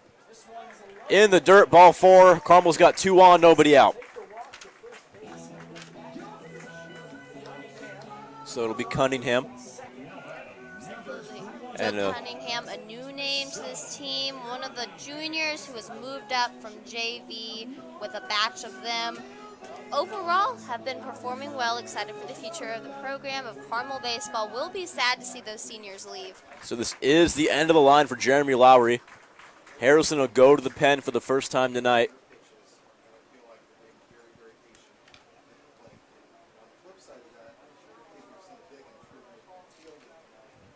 So it looks like the shortstop Landon Nikoloff will come in to pitch for the Raiders. 2 on, nobody out in a high leverage situation for Carmel. Cunningham coming in his first at bat, coming off the bench. I don't know, in the few games that Joe Cunningham has played, he has been able, not a power player, but he can get in there, work for himself, get himself on base. In situations historically where he hasn't been able to do that, I'm excited to see. I have stuttered because Nathan Kaipke is in the pen. Personally, I can't talk enough about Nathan Kaipke. He as a pitcher is incredible to watch. He is the lowest ERA on this team right now. He has not, like I said at the start of this broadcast, at the start of the season, he pitched a perfect game, no hits, and that was his first time touching a baseball in a hot second, coming off of an injury from the last season playing JV. He is absolutely incredible to watch. He is confident. His arm slot is something different for this Carmel team, and it is electric when he gets out there and pitches, and he's a great reliever, a great ace for this team to have. love to see him in the pen. That is a great decision from Ty Neal. I will say he relieved Cal Carmichael last night after he pitched only a few innings following Adam Buczkowski, who fell apart in the 4th inning, and followed by Cal Carmichael having a shaky start, allowing 3 runs to be hit. Nathan came and saved the day. Absolutely great to watch him pitch. Yeah, Kuipke, like you said, the only pitcher in this Carmel staff with an ERA and a whip under 1. That ERA is sitting at 0.93, less than a run per 9 innings, and that whip at 7.17. Beautiful numbers from the young man. His K per walk ratio is sitting at 4.0. Beautiful stats from the junior. And like you said, he's been a rock for Carmel, mostly coming out of the pen, but he's been nearly perfect in those opportunities. So if the time comes, Nathan takes out the trash for this team. And definitely. That's how I can say it. He 6 more outs needed. Squashes it. With 6 more outs needed by Carmel, you doubt you're going to see all of those from Parker Heaney. And so hopefully Kuipke's going to come in and slam the door on Harrison. Barring hopefully we see a couple runs scored from Carmel in this inning with the massive opportunities. Still 2 on, nobody out, and Cunningham coming up. This is also a sign Ty Neal is expecting or anticipating this game to go into extra innings. I will say I have watched every single Carmel baseball game. This season has had a lot of extra games going to extra innings. It is a sign that it is close hitting-wise, and it is coming down to the wire in small decisions, like putting Nathan Kuipke in the pen right now. He's anticipating this game to go to extra innings. Yeah, and that definitely allows for Coach Neal to really show his skills as a game manager, being able to dig into his bench and into his bullpen and pull out the right guys. Not every decision has been a great one from Coach Neal, but with these extended opportunities, Carmel's been really able to show their depth. Cunningham digging in for his first at-bat, showing bunt. And a check on the runner because that's all we'd like to do tonight. Have to start every inning off with it. It's a ritual. First base creeping, showing bunt. He can't get it down. And there's a strike 1. Reminder, Nikoloff is in for Harrison.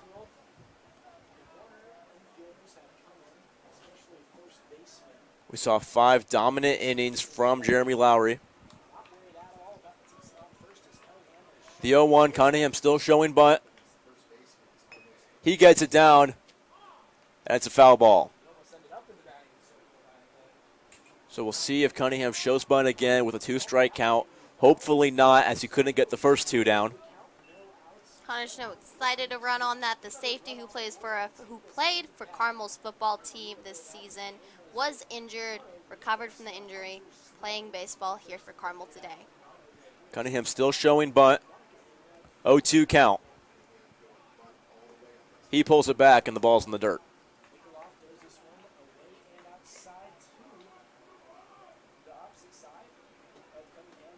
DeJay creeping at first, trying to get a beat on this bunted ball.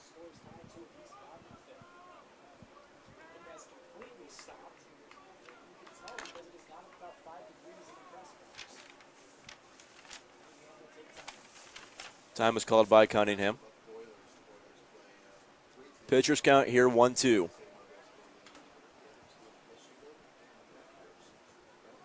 Cunningham still showing bunt.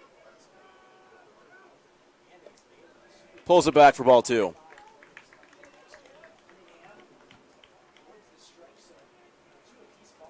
So with Cunningham getting little opportunities, not a whole lot of starting spots for him, getting this bunt down is definitely a turn in the right direction if you're trying to prove yourself off the bench with this Carmel team.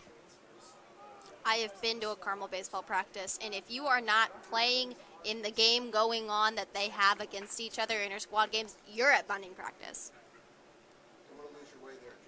Yeah, the intensity of these Carmel practices are definitely supposed to translate into wins, and for a while it did, but still on this 5-game losing streak is Carmel. The 2-2 to Cunningham. He pulls the bunt back, and the run will go to third as Dowell couldn't quite squeeze the ball. You are not able to bunt if you keep getting these balls. Some could attribute it to the pitcher getting settled in. I think we will see, but we could very shortly have runners in scoring position. So on the corners now, still nobody out. Cunningham not showing bunt. Runner goes. Swung on and sent out of play.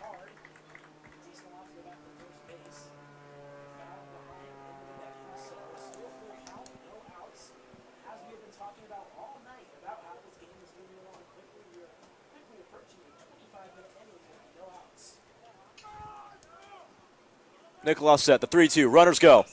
Sent out in a shallow infield. Who wants it? Nikolov makes the catch.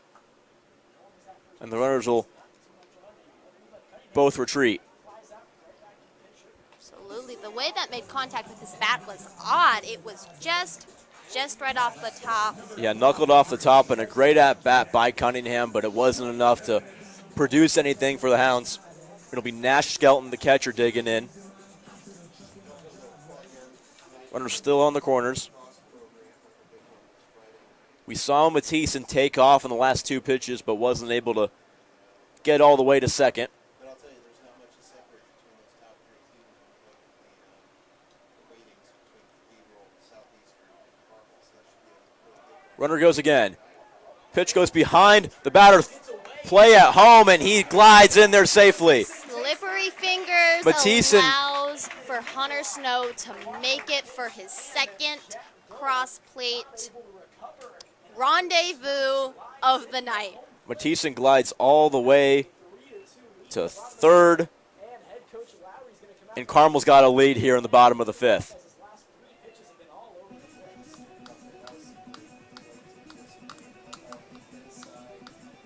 Nikolov coming in as a bit of an emergency pitcher in relief for Lowry. A little shaken up by the events of this Carmel lineup. John Zangrilli's digging in. The chance to get his first hit of the night and of the season. This type of Carmel team has an edge to it. Other Carmel teams we have been seeing play these 5 games, they weren't with it. They did not have an edge. This is here. It is back. I don't want to say Carmel baseball's back, but they're doing pretty good. First pitch to Zangrilli's fought off and out of play.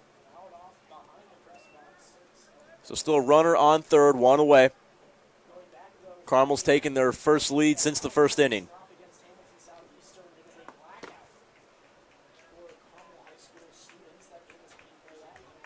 The 0-1 is swung on and down the line for a base hit. Zangrilli delivers. Another run crosses the plate for the Hounds. And John Zangrilli's first hit and first RBI delivers a 4-2 lead. Nash Skelton actually made that beautiful play.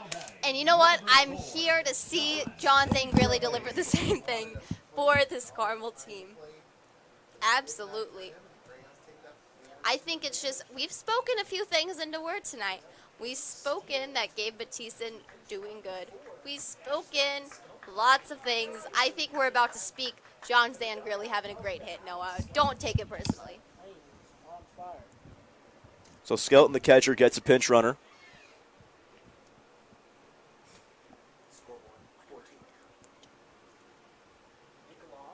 Now Zangrilli gets a chance.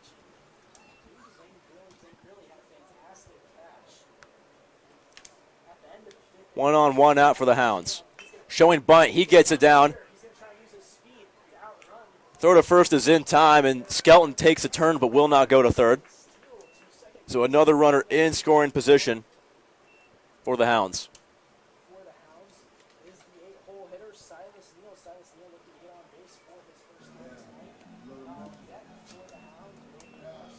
So Silas Neal digging in. Number 2, Silas Neal. Second base. 2 away in the bottom of the 5th. Carmel's plated 2 here. And a chance to add a little more. First pitch to Neal. Up the middle. Will it drop? Oh, off the shortstop's mitt. beautiful. Coming in for the run is the pinch runner. And Carmel adds to this lead. It is 5-2. And just pouring salt on the wound is Carmel. Silas Neal has been hitless for a long time, and you know what? That's good for him. He was able to get it. Was it luck? Probably. But if that if the shortstop was a little taller, probably could have gotten to that. But how things shake out, and it shook out in his favor. Here's Mace. Runner goes. Throw to second is not in time. That was close, but Silas Neal called that shot, and you should be glad that it delivered. Slower of a release out of first base, but was able to get down and under the tag in time. So Carson Mace has a runner in scoring position with the 2 outs. Scores 5-2 in the bottom of the fifth inning. Nicolak, the relief pitcher. Next pitch to Mace. Lined out in the right field, and a sliding play is made by Aiden Lowry. So Carmel with a big inning takes a 5-2 lead, and we'll go to the top of the 6th. Carmel playing with a lead for the first time in a while. Yeah. Silas Neal approaches the dugout with a very surprised look on his face. I don't think he had it in him either, but you know what? I'm glad that it was able to give him some confidence. Let's see what he can do out on third base. We'll check out who's on the mound now for the Hounds. It's Nathan Kaipke. I'm very surprised. I was heartbroken after he played last night for Fishers. I love getting to see him pitch. So interesting. First time I came out here to film some practices, I was in awe of how he pitched, just how assertive and dominant, because this is what this game has been so far. Lowry on the mound for that first half, he took his time, he put his foot down, he said, I am the one in control of this field, and Nathan is able to do that for the Hounds, not like our first pitcher making his debut, not like Parker Haney with not a lot of experience. He owns it, and it's great and refreshing to see, and it's intimidating to those batters who are, it's in the, like you said, we've gone through the batting order a few times now. Things are wearing down. It's nice to have this fresh sight, and I want to see how long he can go for.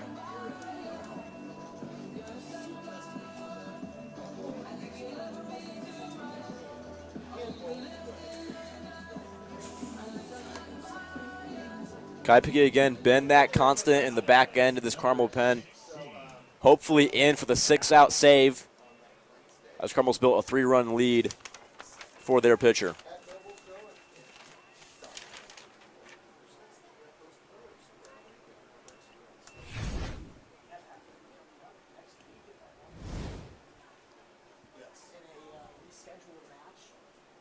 So Jack Dabble digs in.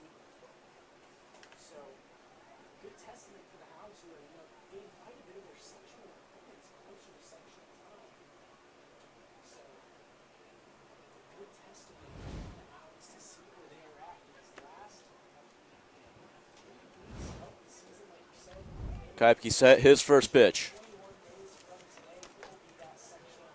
High and outside for ball 1. Absolutely. The Spalding commit is the first batter. Nathan will face, starting off absolutely great. Next pitch to him is outside, so a quick 2-0 hole and a hitter's count for Dowell. Kaipke working quickly, pulls a string there, and there's the first strike of the day for Nathan Kaipke.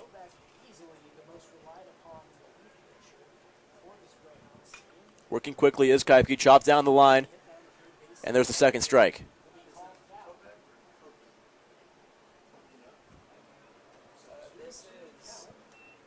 Two count in Kaipke's first inning of work. Top of the zone, not called, and a full count worked here. Harrison lefty catcher in there. Full count, swung on and lifted out of play.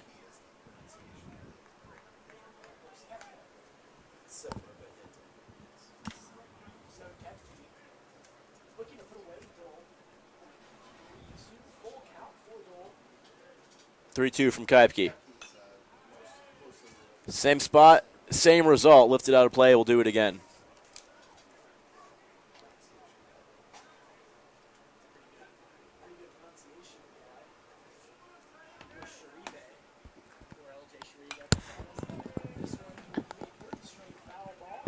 Dowell fighting a few off, sending them out of play. Really working the count against Kaipke.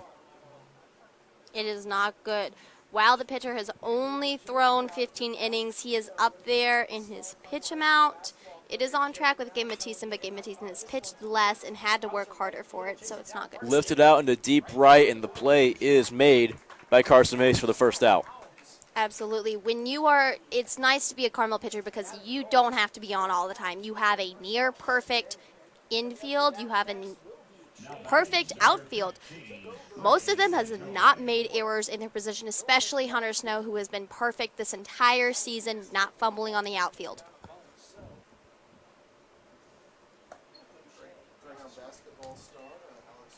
Deje in there now. Right-handed hitter for Harrison. One away. Ground ball, right side, glove field, throw to first in time for the out. Excellent defensive work by Tyler Walkie.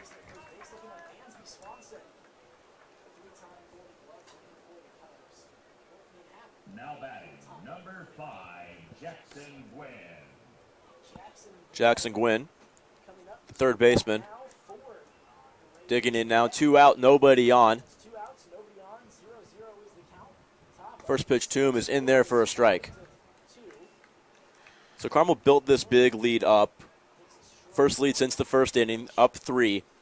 And they put in the big guns in the outfield. What does that say about how much Ty Neal wants to win this game and get out of that losing hole? I think it's a morale booster for these guys. You are going into the back end of your season. Your schedule is getting more difficult. You're getting closer to the sectionals. You need to start making decisions that define you as a team because this team has lost its definition. The 1-2 swung on and missed in the dirt. Throw to first. Takes some time, and he's off the bag. So Kaipke gets his strikeout taken away from him, and the inning continues for Harrison. Channing Gleek steps in. So 1 on, 2 out. And the tying run is on deck.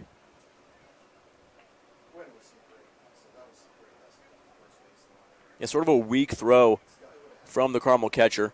First pitch to Glick is down the line. Excellent play at first by Mathisen, and that does it for the 5th. He dropped or for the top of the 6th, excuse me. As the sun starts to really set here at Hartman.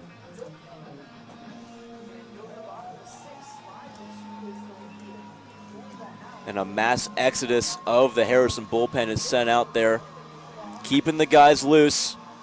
Absolutely. Whatever they said, whatever came out of that pen may have turned the tide of the game not in their favor.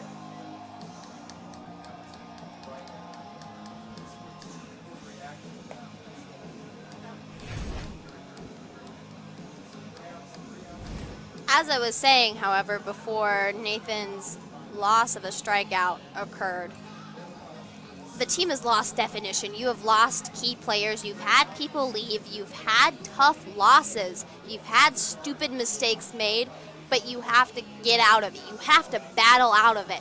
At the end of the day, what you think of yourself and your team can do a lot for you. It can do a lot for you. Silas Neal, like I said, he came out of that at-bat looking like, how did I do that? It can do a lot for you if you just believe. Their schedule is getting difficult. We have a few double headers coming up. We host Greyhound Invitational. You go against McCutcheon tomorrow. It's been a back-to-back-to-back game for Carmel. Fishers got rescheduled. That was played yesterday at a loss at Fishers. It's a tough schedule. You're getting in the back of it, and you're getting into sectionals. And sectionals would be nice for this team to have. Not reaching, not saying it's far, not saying I think Carmel is a state-worthy team. Carmel is yet to win a state title here for a very winning athletic department here at Carmel High School, in contention for the best athletic department of the year for Max Preps. It would be nice to add this jewel to Carmel's crown. Top of the lineup flips over for the Hounds. First pitch to Stein is a strike. Going back to what you said about Silas Neal, when you're in that slump as a hitter, a lot of times that thing that gets you out of it is a little cheap hit like we just saw him get. So hopefully a little poke into the outfield will result in a lot more hits as the next pitch to Stein is lifted out towards the bullpen, and that falls out of play. I think it could, not just for Silas Neal, it could do a lot for this team. I used to swim. My mom used to tell me. Did you really? Yeah, I did. This is. It's all in your head. You are, at the end of the day, you are not competing against the other team. You're competing against yourself to improve your stats, to show to others that you can be the rock that this team depends on, and that is what this is about. Carmel has lost its definition, and I'm glad to see signs of it coming back. The 0-2 to Stein is lifted out into left field, and an easy play by the Harrison outfielder. J.D. Stein maybe needs some of whatever Silas Neal is thinking Stein needs to or put the reading. ball on the ground because he's got so much speed, but he wants to lift it and put it in the outfield, and so he's popped up a couple times and flown out a couple times, and so You can not single, utilizing you that can gift. Try to show your feathers that you're good, that, yeah, I can hit, I'm a good hitter. But at the end of the day, it is one step at a time. It's about getting on base because I said he is in that position because he can get on base and work the bases. Yep.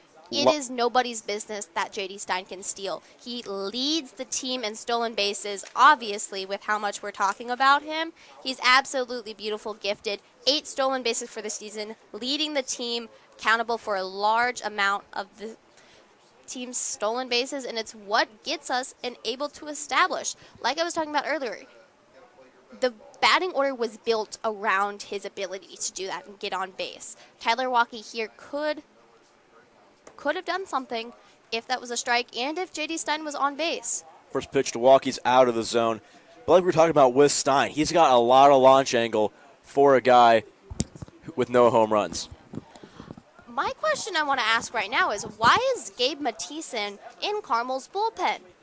I frankly do not understand it. I don't Getting warm for tomorrow's game against McCutcheon is the only thing I can think of. I think the hope is that with one out and there's still nobody on, if Carmel extends this lead, you're not quite in the position where you need to use the big gun of Nathan Kaipke to finish this game. If you're building enough of a lead, hopefully the back end of your bullpen can get the job done without having to rely on the workhorse that Nathan Kaipke is.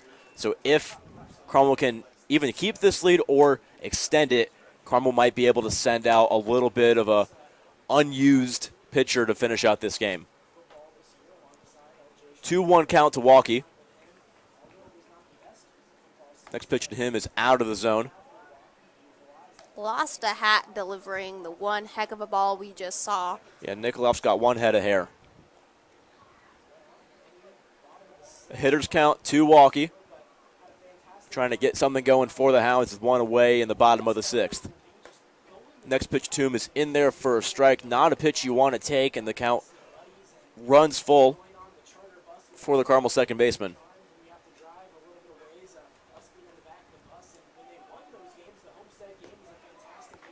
Ball 4 in the dirt, and Carmel's got a little something going here. One away, one on, and the 3-hole hitter, Hunter Snow, digging in. Like I mentioned earlier when we were in the same position where J.D. Stein had an out because he couldn't deliver, Tyler Walkie was able to get on base and mimic what J.D. Stein was known for doing at the start of the season, getting on and stealing. But it gets old quickly, so even if he did get on base, it's pretty easy to anticipate what's coming. But let's see if they can figure it out with Tyler Walkie.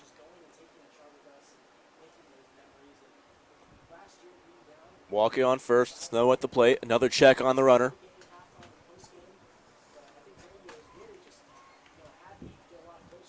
Hounds built a 3-run lead late in this game in the bottom of the 5th.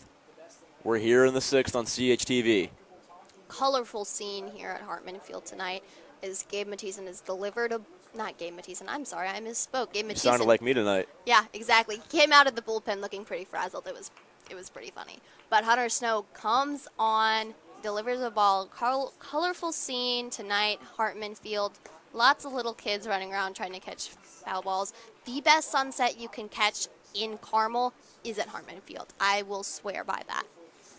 So a 2-0 now to Snow. These pitchers typically want nothing to do with him. He went deep in his first at-bat after drawing a 3-0 count. Sells out on the 2-0 pitch, and there's the first strike for him. It is absolutely incredible if you just watched his swing, how light it seemed. It seemed like a golf swing, to be completely honest. But he has power behind it. It's just effortless to him. The 2-1, runner goes. Throw to second is offline, reaching for the back ankle, but he's in there safely. So Snow's got a massive advantage with a hitter's count, runner in scoring position, trying to extend this lead for the Hounds. Nikoloff coming into this game straight from the shortstop position. And he's in line for the loss. The 3-1. Down the line, roped, but out of play.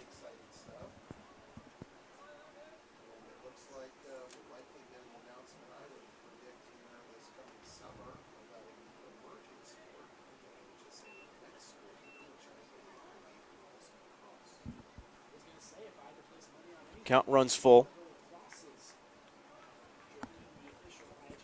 Still one away. Walkie on second. Stole that bag. Full count, pulled a string, swing and a miss, strike 3. And Snow will sit down for the second out. Snow's strikeouts are forgettable when he's able to do what he did at bat and give Carmel that one run. Well, it'll be Mathieson as the last hope in the 6th.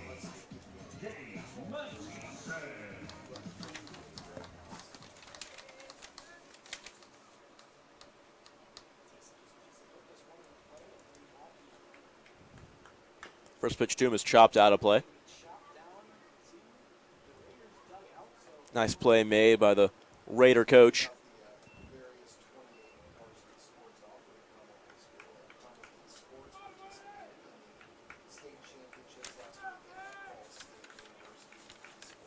Nikolov taking his time here. 0-1 count. Swung on and skied on the infield. Who wants it? Play is made by McTaggart, and we're going to the top of the 7th and a chance to slam the door for the Hounds. Mathieson has the second highest amount of runners left on base behind Silas Neal, who you've seen perform tonight, admittedly. But it's unfortunate that Carmel, yes, albeit there were 2 outs, Carmel is not able to put something together. So Kuipke sent back out there. Three-run lead still in line for the save. Absolutely exciting. You can talk about how you watched him throw 2 balls or didn't get that strikeout at the end. You do have to remember that he pitched a solid amount last night against Fishers, and for him to turn around and pitch like this and show signs of being able to carry us to victory in this game, that's impressive. That is impressive. That is an impressive. I can't say impressive enough because it truly is impressive. To be able to turn like that, it is a great sign for the future of Carmel baseball. Yeah, for sure. Fighting back is this Carmel team, and we've seen sort of the opposite in the past 5 games, where Carmel can build a strong lead, but the bullpen's been fragile, and the leads fall apart. And so it's great to see Kuipke in here. It's refreshing. Whenever I watch games, I always want him to come in and relieve because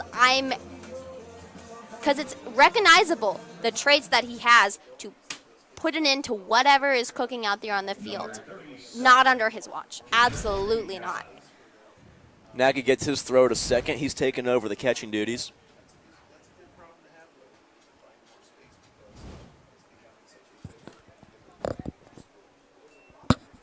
First pitch of the 7th from Kuipke is too low and ball 1.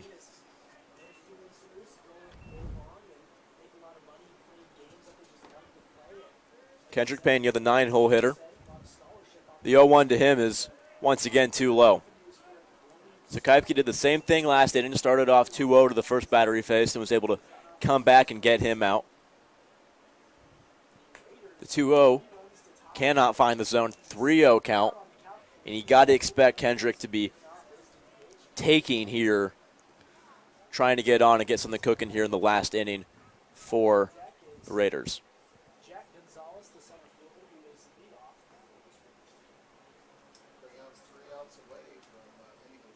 3-0 finds the zone for strike 1. So top of the order waiting on deck, and Jack Gonzalez. This is definitely a batter that Harrison wants to see get on as he draws the leadoff walk, not what you want to see from Nathan Kuipke. I am a big proponent for Nathan Kuipke, and that is his 5th walk ever. Yeah, not a guy that walks a whole lot of batters, but definitely not the situation you want to see a walk at the very bottom of the order for Harrison, and the lineup card will flip over and potentially get something cooking for Harrison. So the center fielder, Jack Gonzalez, digs in. 1 on, nobody out. First pitch to Gonzalez is roped out into left center field. That's down for an extra base hit. Pena digging for third. He's in there. He'll turn and look for home and stay at third base. So runners at second and third and nobody away, and the tying run will come to the plate. I don't want to say it, but this is when Carmel can spiral out of control. You have to nip it in the butt because as soon as the person gets on third base, it's too late. Now, at this point in the game, it's the last inning. you have your best relief pitcher in there. These two guys on base do not matter because there's still a 3-run lead, and Coach Neal will make a walk out to the mound. We talked about it. It matters to Carmel's pride. We want to be able to come off of a game where we unequivocally did everything to win. Right. You don't want to just say, it's fine. Yeah, but this with a 3-run lead and 2 runners on, them scoring does nothing to the result of the game. Oh, absolutely not. If you keep Kaipke in, which I doubt they will at this point, the next 3 guys are your focus, and you can honestly let those first 2 guys just waltz into home and score because they do not matter. You can brush, I agree, but you can brush it off, but then situations can arise where it does matter, and it needs to be able to be worked out of, because Carmel did the exact same thing. Let them score in the first few games because Carmel dominated hitting-wise. What happens when the hitting goes dry? They score runs. They score and score and score on you when you get in hard pitching situations. In the best way to build a pitcher up is to have them dig themselves out of a situation just like this, and it is a tell of character for Nathan Kaipke. Well, obviously so not. It's Gabe Mathieson in now for the Hounds, making a late pitching change. Adam Buchkowski comes in and plays first base, taking over for Mathieson. And they're trusting the last 3 outs. Listen, Gabe Mathieson has lefty. had a few hard games. He has racked up 10 stolen bases against him. He has racked up quite a few errors, and you hope that it does not happen because as soon as an error is made, you have someone cross third, you have someone probably get across third again to home, and it's close. This is exactly what happens in those last few 5 games. We brush it off and say, fine, we have to stay. So 2 in scoring position for Harrison. It's going to be Nikoloff, McTaggart, and Lowry as the 3 outs needed by Gabe Mathieson. You have to hope Gabe Mathieson can pull it off. Like I said, last few games, especially Westfield, was a hard game for him to get out of. Had to put someone in to do damage control that was caused by just letting runners get under your nose and not do anything about it. He's had 1 pickoff attempt. Not a great ratio, 10-1. They always steal under his nose, and it's not great when it's paired with a catcher who lets them do it as well. So big chance here for the Raiders in the last inning of this game, hopefully, is the last inning of this game. Tying run comes to the plate in the form of Lamb Nikoloff. Started the game at short, came in and pitched. Did not do it well. Mathieson set. First pitch from the lefty. In there for strike 1. And definitely the start you want to see. That's where we saw at the end of the night for Kaipke is just his inability to throw strikes. He lost it a little bit, and that got a couple runners on. So the next pitch from Mathieson finds the inside corner. I'm glad he's found it. And a quick 0-2 hole dug around Lamb Nikoloff. Maybe what he needed was a break, get back to his roots, not go back to back pitching. Being a pitcher, you can't be a PO only. That is, you lost touch with your roots. Right field, first base, where he got his start. And if pitching can come back to him, maybe hitting can too. 1-2 now. Mathieson set his delivery. Did he go? Yes, he did.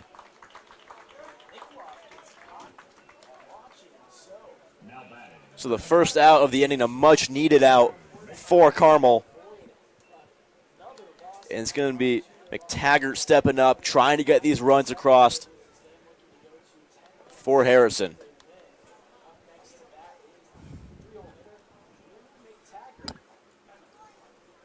First pitch is out of the zone. So the job now for Mathieson is to really settle down and keep pumping strikes. That first out is probably the most important in this situation. But this is the heart of the order coming up for the Raiders. Next pitch to McTaggart's taken out of the zone for ball 2.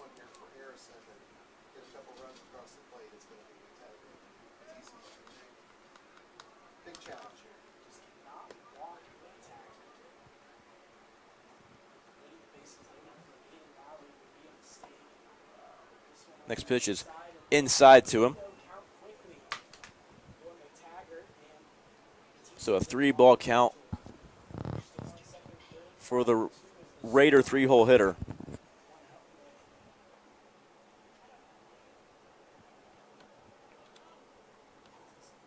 From Mathisen. Inside, ball 4, and they're all loaded up. I'm glad he's found his stride. Those few games where Carmel was down, Gabe Mathisen was even further down. 13 hits being made against him, 9 runs. He can be taken advantage of, and you don't want to see that happen here. But so far, so good. Very happy with the performance he's been dealing out right now. So Lowry steps in. Double play is intact now as the bases are loaded. Tying runs, that first winning run is at the plate. If Lowry gets a hold of one, it would put Harrison in front. The 1-0 is skied out in the shallow outfield. Running in is Mason. He makes the play. No runners tag, and why would they? They're still down by 3 runs. So Carmel's down to 1 out away. Harrison's down to their last out. It's Jack Dowell stepping in, the catcher. He's got an RBI on the evening, trying to add a couple more.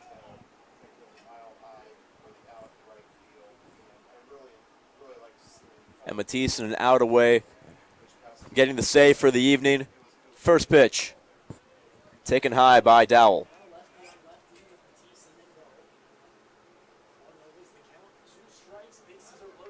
Mathisen having trouble finding first pitch strikes. The 1-0 to Dowell. Fought off and in the shallow infield. Neal makes the play. Could not catch it, but he knocks it down, takes himself to third, and that's all she wrote. Hounds get the win. They break the 5-game losing streak. They end Harrison's 7-game winning streak. And what a win and what a comeback win for the Hounds. I am absolutely elated, Noah Boudouris. It is no fun to lose. And the Carmel Peak guys battled for this win. Went in there, hit, built off, didn't let it happen again, didn't get taken advantage of. Absolutely something great to see. Great feeling to have for these guys. I know they're going to go home, they're going to rest, build up for tomorrow against McCutcheon, and just be happy. And they deserve it after losing 5 times in a row, and they were hard losses. They were close losses by 1, by a few. You see Gabe Mathisen jumping up and down. Yeah, a little skip to their step out as the team makes their way to the outfield. Excellent team win for the Hounds. Exactly. I can tell you this time at this team meeting, it will not end on a sour note. It will end on a good job, and it's great to see it. As we make our way towards sectionals, this is really the positive note. You do not want to go into the postseason on a losing streak or even in a downpour. And so trying to turn the needle positively are the Hounds as they get the win tonight. And Harrison's still a good ball club. This does not mean anything against them. Absolutely not. You have your days, but you also have the days where you can't get out of it and you can't figure it out. And a loss to Carmel could be seen as hard, but Carmel, like you said, on paper is a good team who just needed to pull it off, have it come together, and find the definition. I've talked about that all night. Carmel lacked definition in that 5-game losing streak, and they found it tonight. They found their identity as one of the best teams or potentially the best teams in the state, and it just needs to be pulled off by winning the rest of the season. Yeah, this is a game that we definitely see the character that Carmel is supposed to be. When the hitters hit and the pitchers can pitch, you get wins, and that's something that not both of those things have been able to lock in for Carmel. So great win for the Hounds. They'll make their way off the field, and all smiles for Carmel. This has been No Boudouris with Caroline Petry. Thank you so much for joining us here on CHTV. Have a great night. You as well.